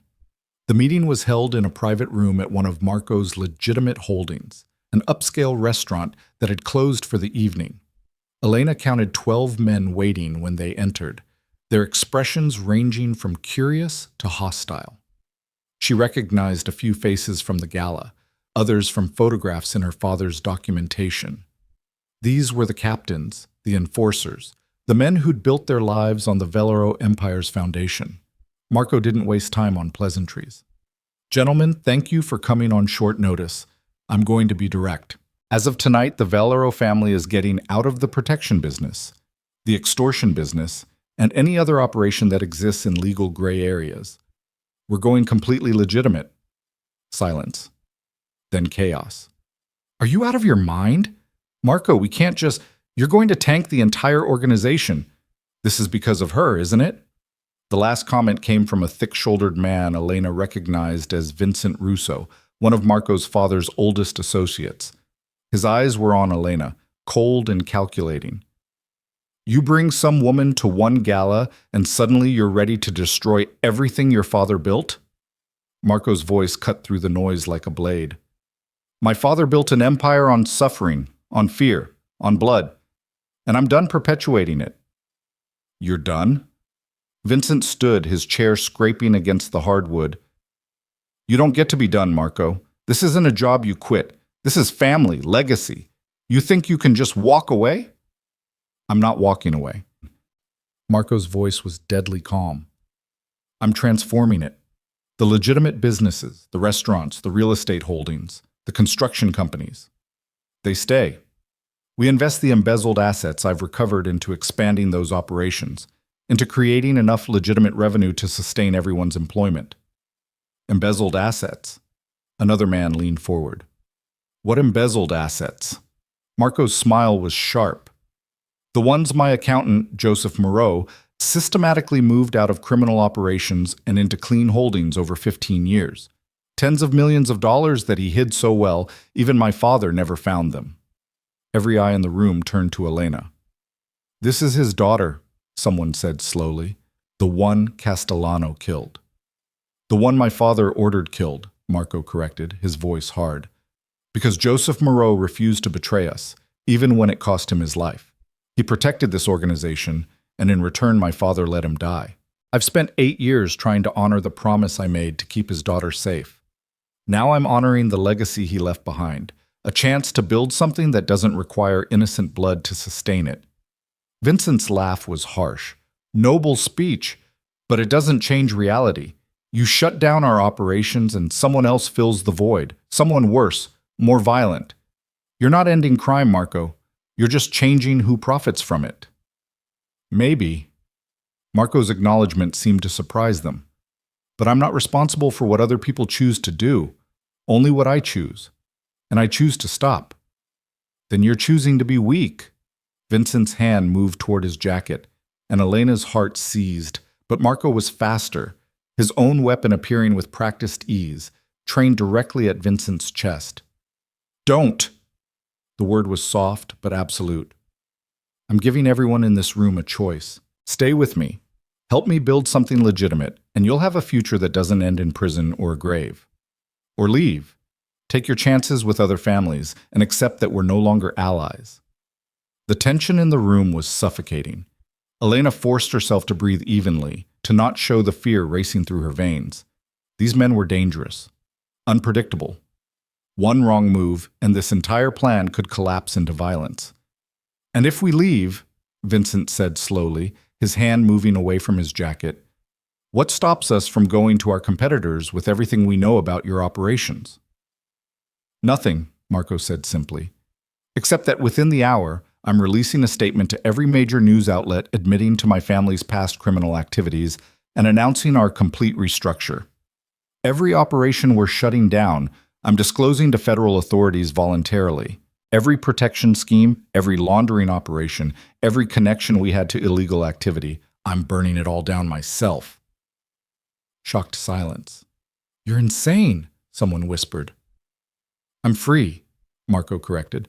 For the first time in my life, I'm making a choice that isn't dictated by fear or obligation or the weight of my father's legacy. You can all think I'm crazy, but you can't say I didn't give you options.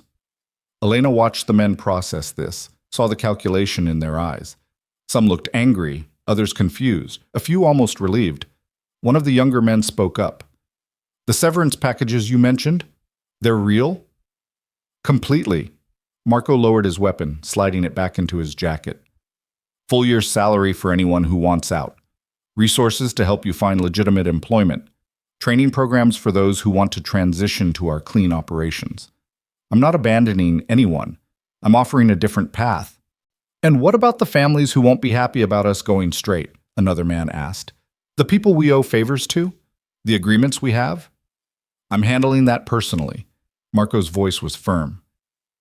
Any debts the organization owes, I'm settling. Anyone who has a problem with our transition can take it up with me directly.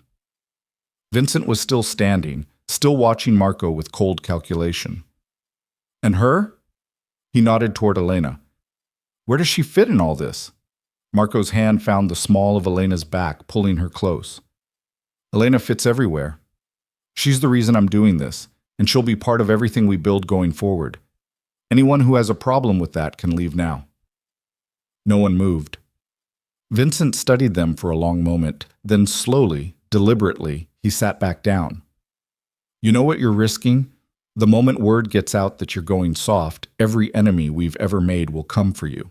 The Castellanos, the Russians, the families we pushed out of territory over the years, they'll see blood in the water. Let them come. Marco's voice was steel. I'm done running this organization through fear. If they want a war, they'll get one. But it'll be the last war the Velero name fights. You really believe you can do this? Vincent's question wasn't mocking anymore. It sounded almost genuine. I have to believe it, Marco said quietly, because the alternative is becoming exactly what my father was. And I'd rather die than do that. The words hung in the air, heavy with conviction.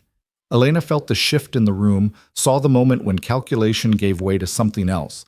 Not quite trust, but maybe the beginning of it. I'm in, the younger man who'd asked about severance said. I never wanted this life anyway. If you're offering a way out, I'll take it. One by one, others started nodding. Not everyone. Elena counted 3 men who remained stone-faced, clearly unconvinced. But it was more than she'd expected, more than they'd probably had any right to hope for. Vincent was the last to speak. You're making a mistake, but it's your mistake to make. He stood, buttoning his jacket. I'll stay. For now. But the first time this new path of yours puts my family at risk, I'm out, and I won't be quiet about it. Fair enough. Marco extended his hand. After a moment's hesitation, Vincent shook it. The meeting ended with careful logistics, timelines for shutting down operations, procedures for severance, plans for the press statement. By the time the last man filed out, it was past 10. 2 hours until Vivian's deadline. Elena sagged against the table once they were alone, the adrenaline crash hitting her hard. Marco was there immediately, his arms coming around her, holding her steady. You were incredible, he murmured against her hair. Standing there, facing them down. You didn't flinch. I was terrified, Elena admitted. When Vincent went for his gun, I know. Marco's arms tightened. But you didn't show it. You stood your ground. Elena pulled back to look at him. What now? The press statement? The press statement. Marco checked his watch. I have a contact at the Times. If I send it now, it'll run in the morning edition, online within the hour. And Vivian? Gets nothing, no leverage, no satisfaction, no revenge. Marco's smile was grim. By the time she realizes what we've done, it'll be too late to stop it. They moved back to the study, where Marco drafted the statement with Elena reading over his shoulder, offering suggestions, helping him find the balance between transparency and self-preservation. It was a masterwork of careful confession, admitting to past crimes while emphasizing the voluntary nature of the disclosure, announcing the restructure while making it clear this wasn't a response to investigation, but a choice. At 11:15, Marco hit send. Done, he said quietly. No going back now. Elena's phone buzzed, a text from an unknown number. Time's almost up, Miss Moreau. I hope you've made your choice. Elena showed Marco the message. His jaw tightened, but he pulled out his own phone, typing rapidly. I'm sending her the link to the press statement. Let her read about her leverage disappearing in real time. He sent it, and they waited. 30 seconds. A minute. 2 minutes. Then Elena's phone exploded with an incoming call. Vivian's number. Elena looked at Marco, who nodded. She answered, putting it on speaker. You stupid, naive little girl. Vivian's voice was pure venom. Do you have any idea what you've just done? I've made a choice, Elena said, her voice steady. The same choice my father made, to build something better, instead of perpetuating cycles of violence. You've signed your death warrant. Vivian's laugh was harsh. You think going public protects you? All you've done is paint a target on both your backs. Every family who's ever had a grudge against the Veleros will see this as weakness. They'll come for you. Let them try. Marco's voice was cold. I'm ready. You won't survive the month. Vivian's certainty was chilling. But that's fine. I can wait. I've waited 3 years already. What's a few more weeks before I watch you both burn? The line went dead. Elena set down the phone with shaking hands. The threat was real, immediate, and terrifying. They'd made their choice, set their plan in motion, but Vivian was right about one thing. Going public didn't eliminate the danger. It might even increase it. She's going to come for us, Elena whispered. I know. Marco pulled her into his arms. But we're going to be ready, and we're not alone anymore. As if on cue, his phone rang. Vincent Russo. Just saw the press release, Vincent said without preamble. It's bold, possibly suicidal. But I'll give you this. It takes balls to burn down your own empire. I appreciate the vote of confidence, Marco said dryly. Here's the thing. Word's already spreading through the families. And you're right. They're seeing blood in the water. But some of us remember what it was like before your father took power. Remember the chaos, the constant war. There are people who'd rather have stability, even if it means less profit. What are you saying, Vincent? I'm saying you're not as alone as Vivian Castellano thinks you are. Some of the old guard, we're tired. We've been looking for an exit strategy for years. You just handed us one. A pause. Watch your back, Marco, but know that you've got people watching it with you. When they hung up, Elena felt something shift, hope, maybe, or just the smallest easing of the crushing weight on her chest. We might actually survive this, she said. We're going to do more than survive. Marco's voice was fierce. We're going to win. And then we're going to build something that actually matters. The press statement went live at 11:45. By midnight, Elena's phone was flooded with messages. Sophie calling frantically from the airport. Friends from college asking if the Elena Moreau in the article was really her. Numbers she didn't recognize demanding comment. Marco's phone was worse. Journalists, federal investigators, business partners, everyone wanting a piece of the story. They ignored them all, sitting together in Marco's study as the story spread across the internet like wildfire. The headlines were sensational. Crime family heir comes clean. Velaro empire collapses from within. Mafia redemption or clever PR stunt. But beneath the sensationalism, the core message was clear. Marco Velaro was choosing transparency, choosing change, and the world was watching to see if he could actually pull it off. At 12:30, there was a knock on the door. Marco's security had tripled since the meeting, and Elena heard low voices conferring before the study door opened. Thomas Reeves stood there, looking far too alert for the late hour. I saw the news, he said simply. I thought you might need legal representation. The federal investigators will be here by morning. Marco stood, extending his hand. I'd appreciate that. Reeves settled into a chair, pulling out a legal pad. Walk me through everything. I need to know exactly what you've disclosed, what you've held back, and what's going to come back to bite us when the investigations start. For the next 2 hours, they worked. Reeves asked pointed questions, Marco provided detailed answers, and Elena watched the framework of their defense take shape. It wasn't about denial. It was about controlling the narrative, about making sure the transformation they were attempting looked genuine rather than opportunistic. At 3 a.m, Reeves finally closed his legal pad. It's risky, but it might work. The key is going to be demonstrating genuine change, not just public relations.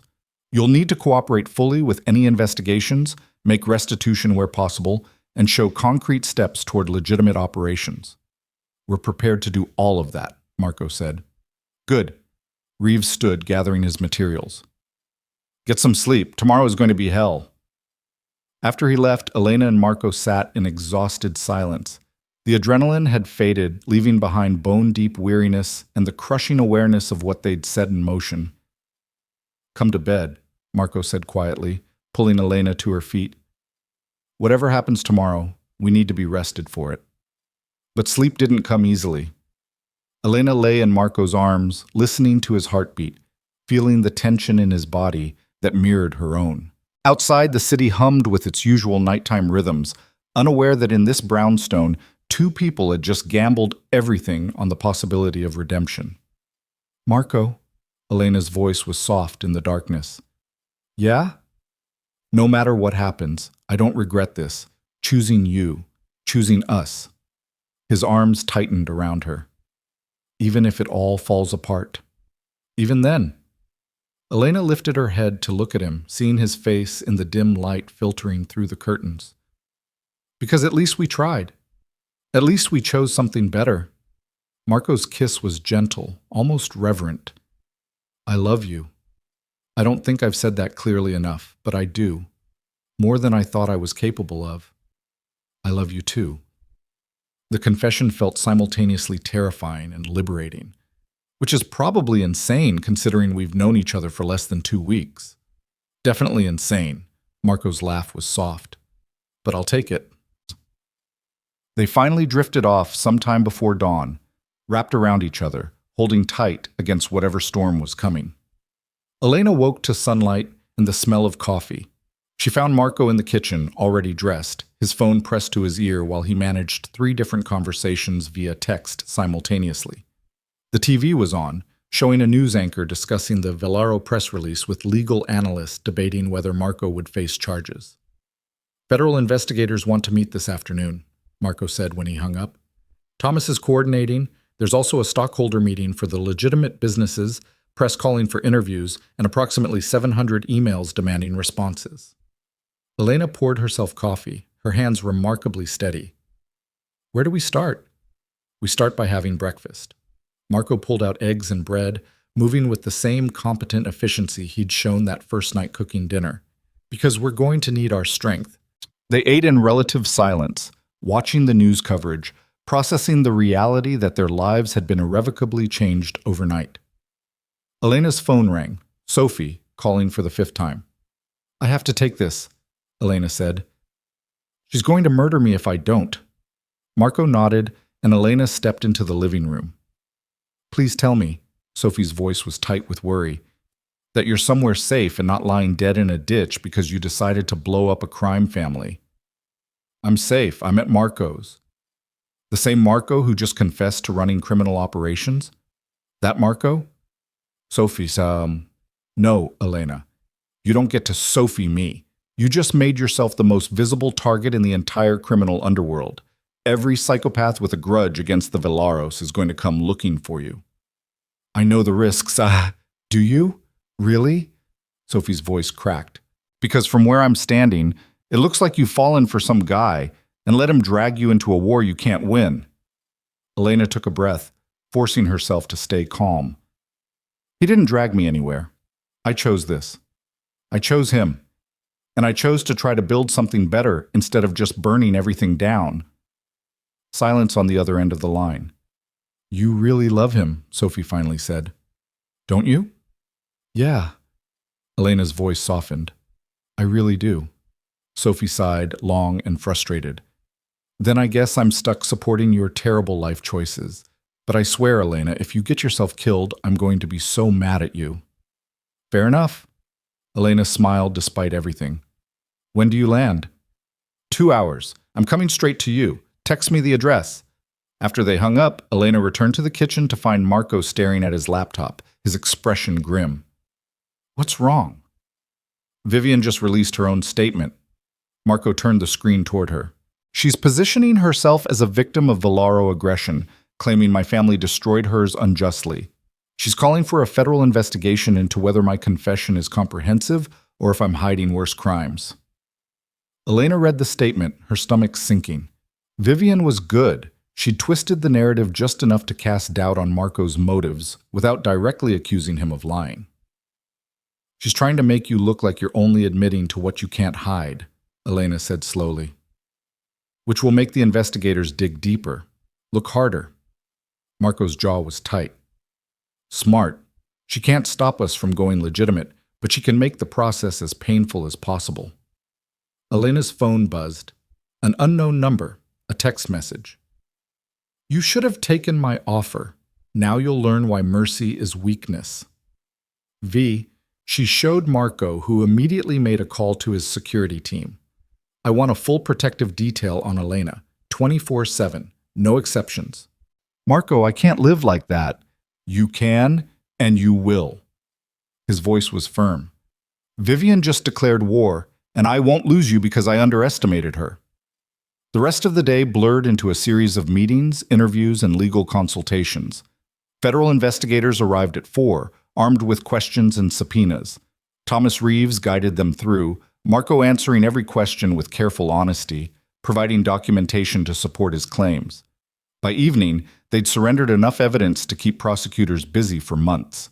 But they'd also demonstrated cooperation, transparency, a genuine attempt at transformation that made it harder to paint Marco as just another criminal trying to evade justice. Sophie arrived at 7, taking one look at Elena and pulling her into a fierce hug. You look exhausted. I am exhausted, Elena pulled back. But I'm okay. Really? Sophie's eyes went to Marco, assessing.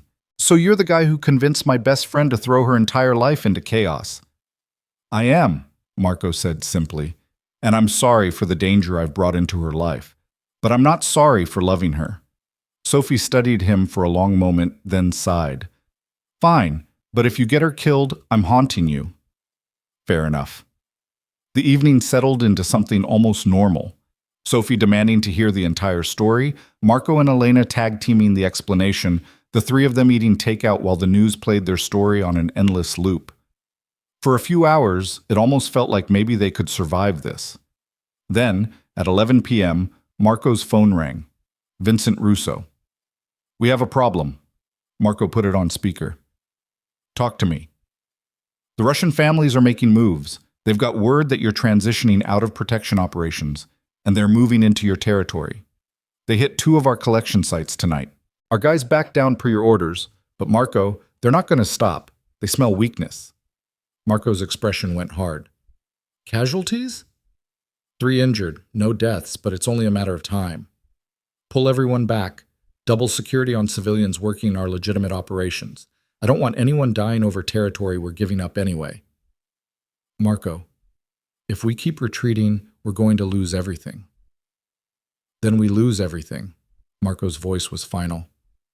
I meant what I said, Vincent. No more violence. Let them have the territory. We're building something different. He hung up to find Elena and Sophie staring at him. That's going to keep happening, Elena said quietly. Isn't it? Every family we've had dealings with is going to test how far they can go. Yes. Marco didn't sugarcoat it. This is the cost of changing. We're vulnerable until the transition is complete. Until we're operating purely in legitimate space where the normal rules of law protect us. And if someone gets killed before then? Sophie's question was blunt. Marco's expression was bleak. Then I live with that. Add it to the list of sins I'm trying to atone for. The weight of his words settled over the room. This wasn't a clean transformation. It wasn't a simple story of redemption. It was messy and dangerous, and people were going to get hurt. But they'd chosen this path, and there was no turning back now. The attacks continued for 3 weeks. Not constant, not overwhelming, but steady enough to keep everyone on edge. The Russians pushed into former Velaro territory, the remnants of smaller families tested boundaries, and through it all, Marco held firm to his decision. No retaliation, no violence, just strategic withdrawal from the criminal operations they'd publicly abandoned. Elena watched him carry the weight of it, saw the toll it took every time Vincent called with news of another incursion, another business damaged, another person hurt. He'd come home late those nights, exhaustion written into every line of his body, and she'd hold him while he wrestled with the cost of transformation. 3 more injured tonight, he said one evening in early December, his voice hollow. One of them is a kid, 19 years old, working security because his father worked for mine. He's in the hospital with a broken jaw and a concussion because I decided to go legitimate. Elena pulled his face to look at her. He's in the hospital because criminals chose violence, not because you chose peace. Feels like the same thing. It's not.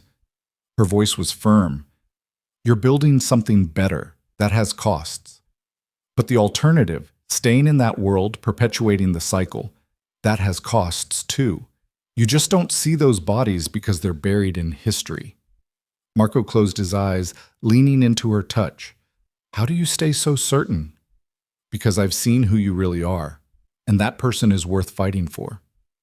The federal investigation progressed slowly but steadily. Prosecutors built their case, interviewing former associates, examining the documentation Marco had provided, trying to determine what charges could stick. Thomas Reeves navigated it all with practiced skill, negotiating immunity for cooperation, demonstrating the genuineness of the organizational restructure, building a defense that acknowledged past crimes while emphasizing future transformation. They're going to offer a deal, Reeves told them in mid-December. Guilty plea to conspiracy and money laundering. 5 years, eligible for parole in 3. In exchange, you cooperate fully with ongoing investigations into other organizations. Elena felt Marco tense beside her. 5 years. It's better than the 20 you'd face at trial. And with good behavior, you'd likely serve 2, maybe 3. Reeves's voice was gentle. It's the best deal we're going to get, Marco. Take it. They sat in silence after Reeves left. 5 years. Even with parole, it meant years of Marco's life lost to prison, years of them separated, years of building their future on hold. You don't have to take it, Elena finally said. We could fight, go to trial. And risk losing everything? Marco shook his head. No. If this is the price of transformation, I'll pay it. I've done worse things for worse reasons. Elena's throat closed. I'll wait for you. Marco pulled her into his lap, holding her so tight it almost hurt. You shouldn't have to. You should find someone clean, someone who doesn't come with all this baggage. Stop! Elena's voice was fierce. I chose you. I choose you. Prison doesn't change that. Elena? No. She pulled back to look at him, letting him see everything she felt. You think I'm going to walk away now? After everything? You're stuck with me, Marco Velaro, for better or worse, and right now it's worse. But it won't always be. Marco's kiss was desperate, grateful, tinged with the fear of what was coming. They made love that night with an intensity born of impending separation, mapping each other's bodies like they were memorizing geography, storing up moments to sustain them through the long darkness ahead. The deal was signed 2 days before Christmas. Marco would surrender himself to federal custody on January 15th, giving them 1 month to finalize the business transitions, to prepare for his absence, to steal whatever time they could before the consequences of his past caught up with him. Elena threw herself into helping with the transition.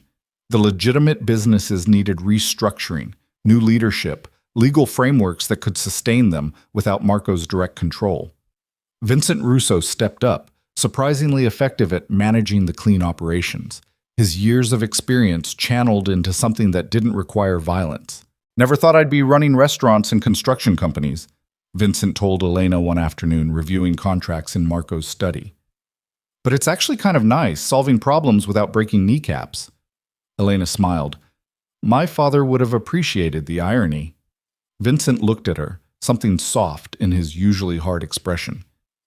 Joseph was a good man. He tried to save us all in his own way. I'm glad his daughter is finishing what he started. Christmas came quiet and intimate. Just Elena, Marco, and Sophie, who temporarily moved into Elena's apartment to keep it occupied while Elena stayed at the brownstone. They cooked dinner together, exchanged small gifts, pretended for one evening that their lives were normal. But normal was a luxury they couldn't afford. On New Year's Eve, Vivian Castellano made her move. Elena was at the bar, doing inventory for the first time in weeks, trying to reclaim some piece of her old life. Sophie was with her, helping count bottles and making sarcastic comments about Elena's organizational system. Marco was at a final meeting with his lawyers, hammering out the last details of the plea agreement. The first sign of trouble was the front door opening after closing time. Elena looked up from the spreadsheet to see Vivian walk in, flanked by two men Elena didn't recognize. Everything in her body went cold. "We're closed," Elena said, her voice steady despite the fear racing through her veins. "I know." Vivian's smile was sharp. "I wanted privacy for our conversation." Sophie moved closer to Elena. "Whatever you want, you need to leave, now." Vivian's eyes flicked to Sophie dismissively before returning to Elena. "I want what I've always wanted. Justice, revenge, the complete destruction of everything Marco Villaro loves." Her gaze was cold. "Starting with you." Elena's hand moved toward her phone, but one of Vivian's men was faster, producing a gun and training it on Sophie. "Don't." Vivian's voice was soft. "You're going to come with me quietly. Your friend stays here, unharmed, as long as you cooperate. Try to run, try to call for help, and she dies. Understand?" Elena's mind raced. Marco's security was outside, but they were watching the front entrance, not expecting someone to walk in through the door like a normal customer. She could scream, but the gun was already on Sophie, and Vivian's finger was too close to the trigger. "Elena, don't—" Sophie started, but Vivian's other guard moved behind her, pressing a gun to the back of her head. "Shut up!" Vivian's attention never left Elena. "You have 5 seconds to decide. Come peacefully or watch your friend die." Every survival instinct Elena had screamed at her to refuse, to fight, to call for Marco. But Sophie's terrified eyes and the cold certainty in Vivian's expression made the choice for her. "Okay." Elena raised her hands slowly. "I'll come. Just don't hurt her." "Smart girl." Vivian gestured toward the back door. "Move." Elena walked on trembling legs, past Sophie, past the bar that had been her sanctuary, toward whatever fate Vivian had planned. At the door, she looked back one last time. "Tell Marco I'm sorry," she said to Sophie. She'll tell him nothing until we're long gone." Vivian shoved Elena through the door into the alley, where a black SUV waited. "Get in." Elena climbed into the vehicle, Vivian sliding in beside her. The door slammed shut, and the SUV pulled away from the curb, leaving the bar and Sophie and any chance of rescue behind.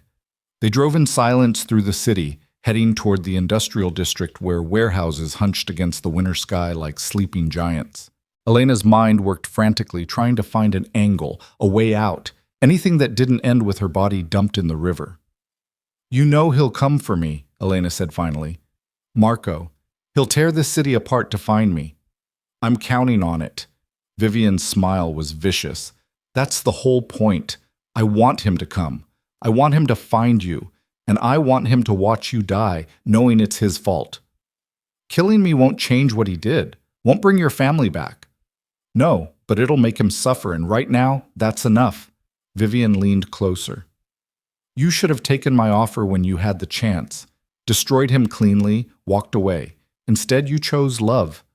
How tragically predictable." The SUV pulled into an abandoned warehouse, the kind of place where bad things happened and no one heard the screams. Elena was hauled out roughly, dragged through a rusted door into a cavernous space lit by a few bare bulbs hanging from the ceiling. In the center of the space was a chair. Metal, bolted to the floor. Elena's breath came in short gasps as she was forced into it, her wrists zip-tied to the arms.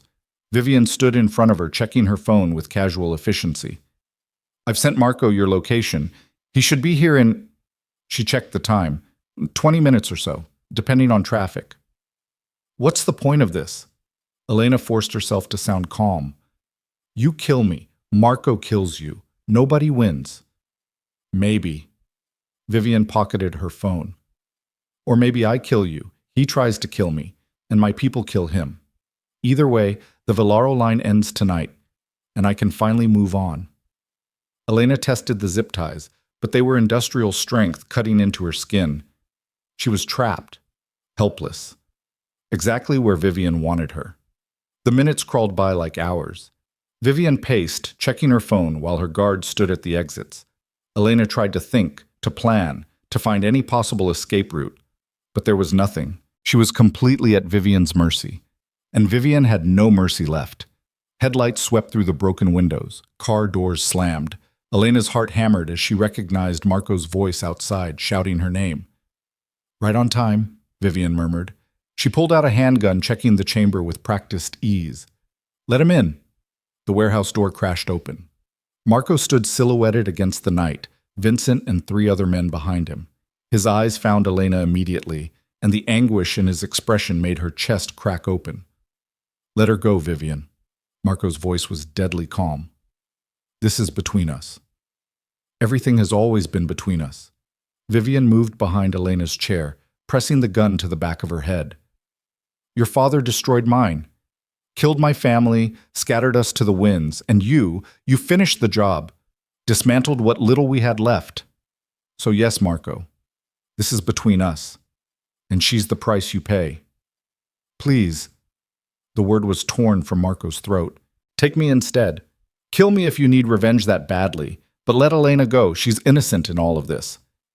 "No one is innocent." Vivian's finger moved to the trigger. "That's what I learned when your father killed mine. There are no innocents, only people who haven't paid their debts yet." Elena met Marco's eyes across the warehouse, seeing the desperation there, the helpless rage. She wanted to tell him it was okay, that she didn't blame him, that loving him had been worth this, but the words caught in her throat. Then Sophie's voice cut through the tension. "Federal agents, drop your weapons!" Everything happened at once. The warehouse flooded with armed agents, laser sights painting red dots across everyone's chest. Vivian's gun pressed harder against Elena's head for one terrifying moment, and then Vincent's shot rang out, precise and professional, hitting Vivian's shoulder.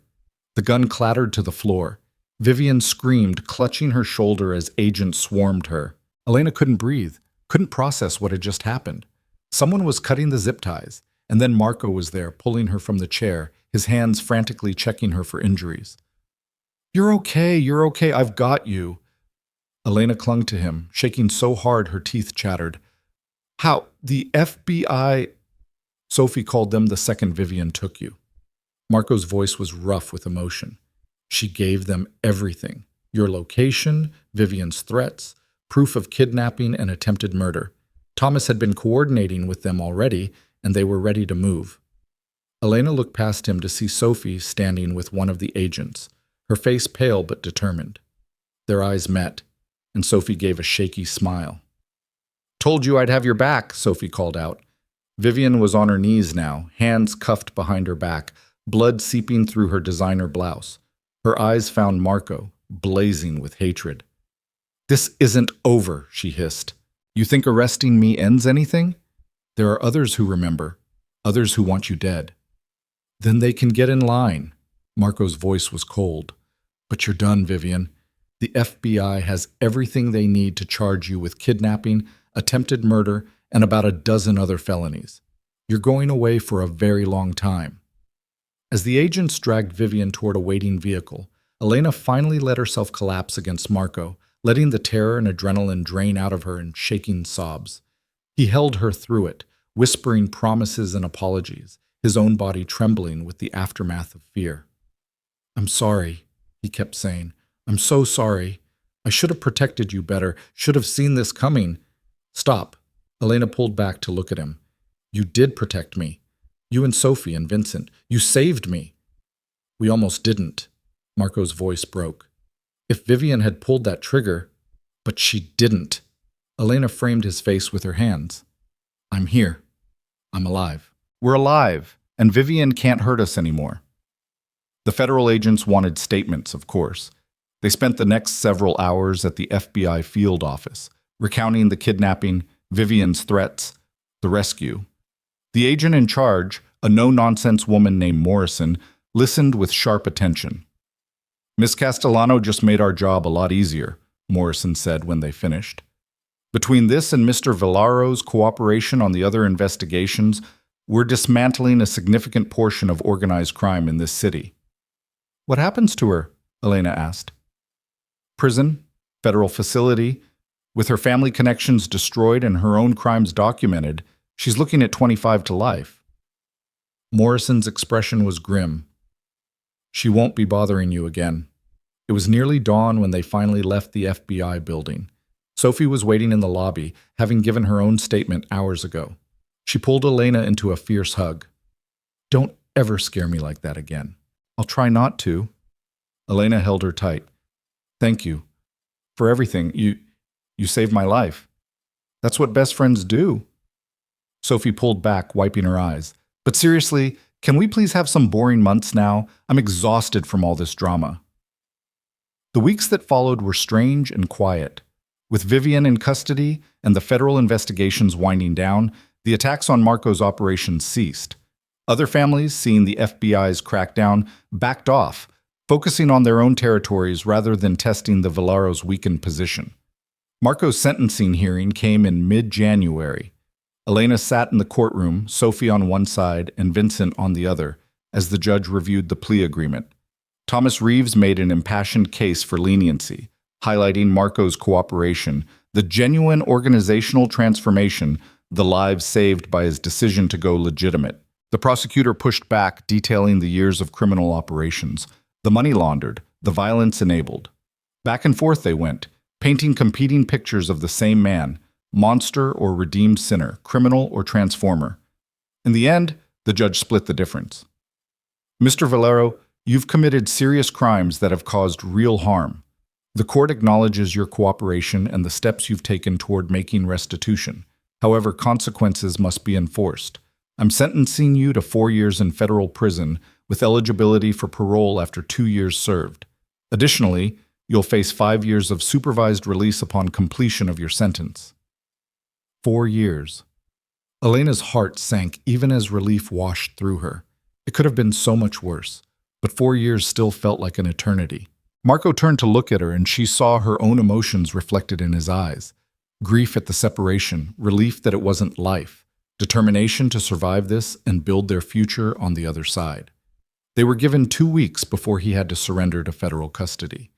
2 weeks to finalize everything, to say goodbye, to prepare for the long separation.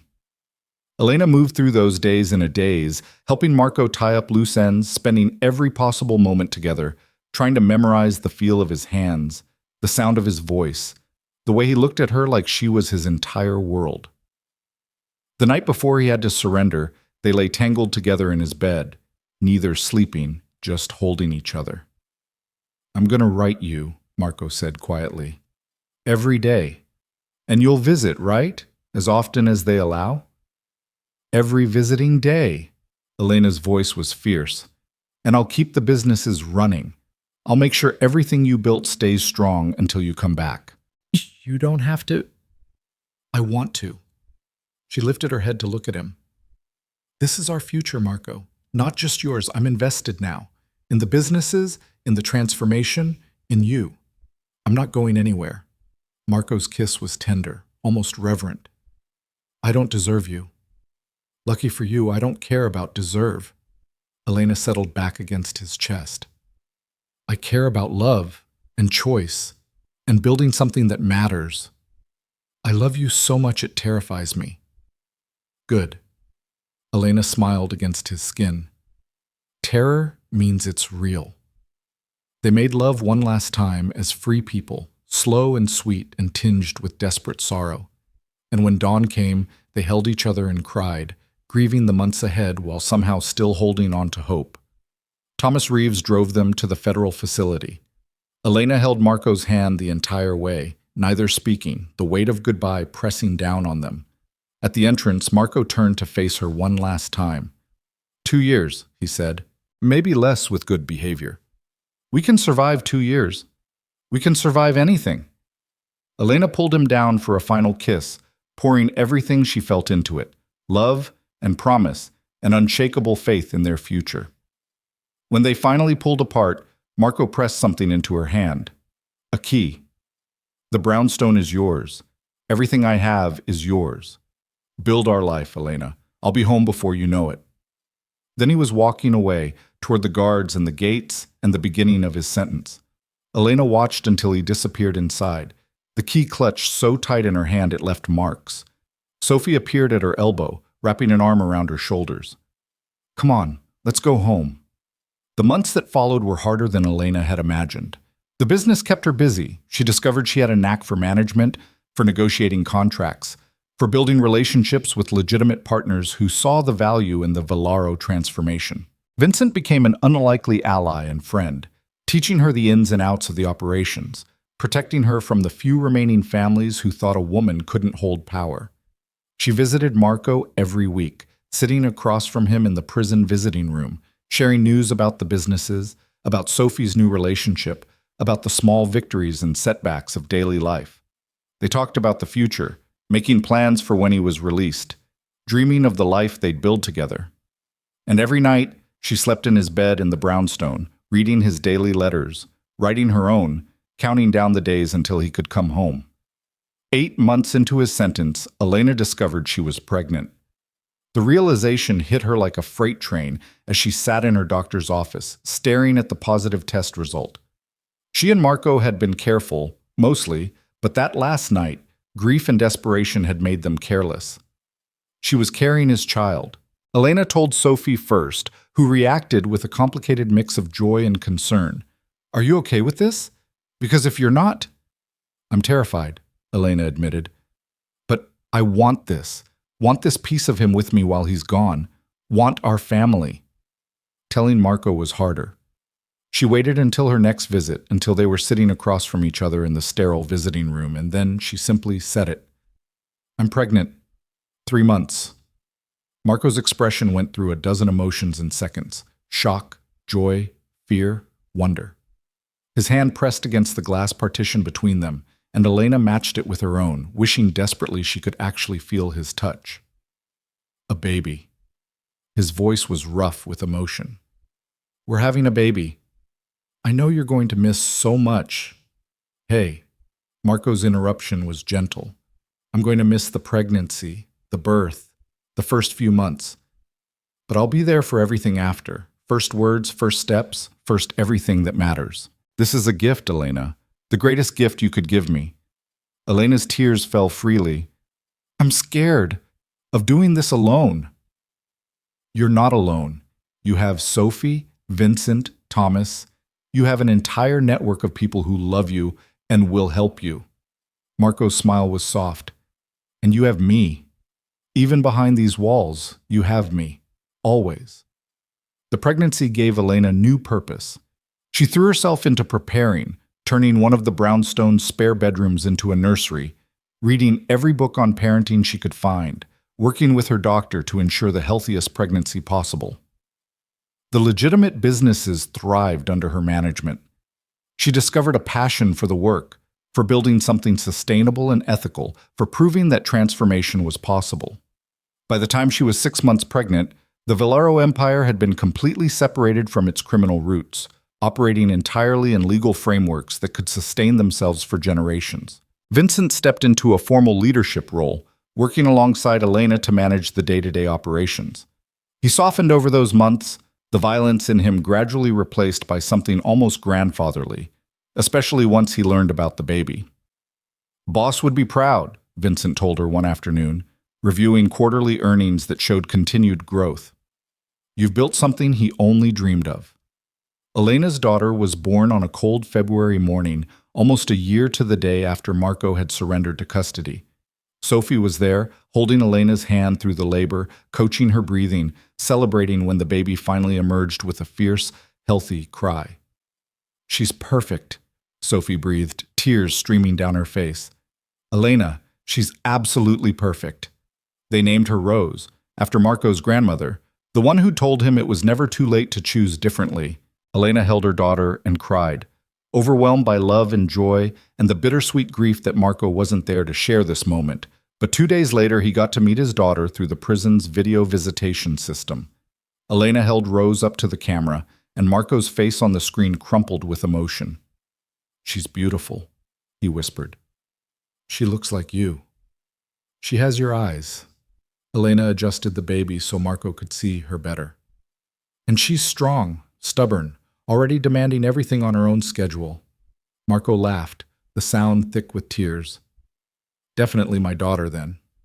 They talked for the full hour aloud, Marco asking 100 questions about the birth, about Rose's health, about how Elena was feeling. And when the call ended, Elena sat in the hospital room holding their daughter, feeling less alone than she had in months. The second year of Marco's sentence was both easier and harder. Easier because Elena had found her rhythm, managing the businesses, raising Rose, building a life that felt full and purposeful. Harder because the separation felt more acute now, watching their daughter grow without her father, marking milestones he should have been there for. But they survived. Elena visited every week, bringing Rose when she was old enough, letting Marco see his daughter through bulletproof glass. They wrote letters constantly, sharing photos and stories, keeping each other anchored through the distance. And slowly, impossibly, the time passed. Marco's parole hearing came 18 months into his sentence, 6 months earlier than expected due to good behavior and continued cooperation with federal investigations. Elena sat in the hearing room, Rose sleeping against her shoulder, while the parole board reviewed Marco's case. They asked hard questions about his crimes, his transformation, his plans for the future. Marco answered with the same careful honesty he'd shown throughout the process, acknowledging his past while demonstrating genuine change. "If released, what are your plans?" one board member asked. Marco's eyes found Elena across the room. "To build a life with my family. To continue the work I started, transforming my businesses into something legitimate and sustainable. To be the father my daughter deserves and the partner Elena has earned." The board deliberated for 20 minutes. When they returned, the chairwoman's expression was carefully neutral. "Mr. Villaro, this board has reviewed your case thoroughly. Your cooperation with federal authorities has been exemplary, and the transformation of your business operations demonstrates genuine commitment to change. However, we must balance this against the serious nature of your original crimes." Elena held her breath. After careful consideration, this board has decided to grant parole, effective in 30 days, with strict conditions. You will remain on supervised release for the duration of your original sentence, submit to regular check-ins with your parole officer, and continue cooperating with any ongoing investigations. Violation of any of these conditions will result in immediate return to custody. Do you understand? "I understand." Marco's voice was steady, but Elena could see his hands shaking. "Thank you." The 30 days crawled by in agonizing slowness. Elena prepared the brownstone, making sure everything was ready for Marco's return. Sophie helped, bringing meals and watching Rose and providing the kind of steady support that had kept Elena sane through all of this. "You did it," Sophie said the night before Marco's release. "You held everything together, raised a baby, built a legitimate empire, and stayed completely loyal to a man in prison. You're kind of amazing, you know that?" Elena looked at Rose sleeping in her bassinet, at the home she'd built, at the life she'd created from the ashes of violence and grief. "I just did what needed doing." That's what makes it amazing. The day of Marco's release, Elena arrived at the facility 2 hours early.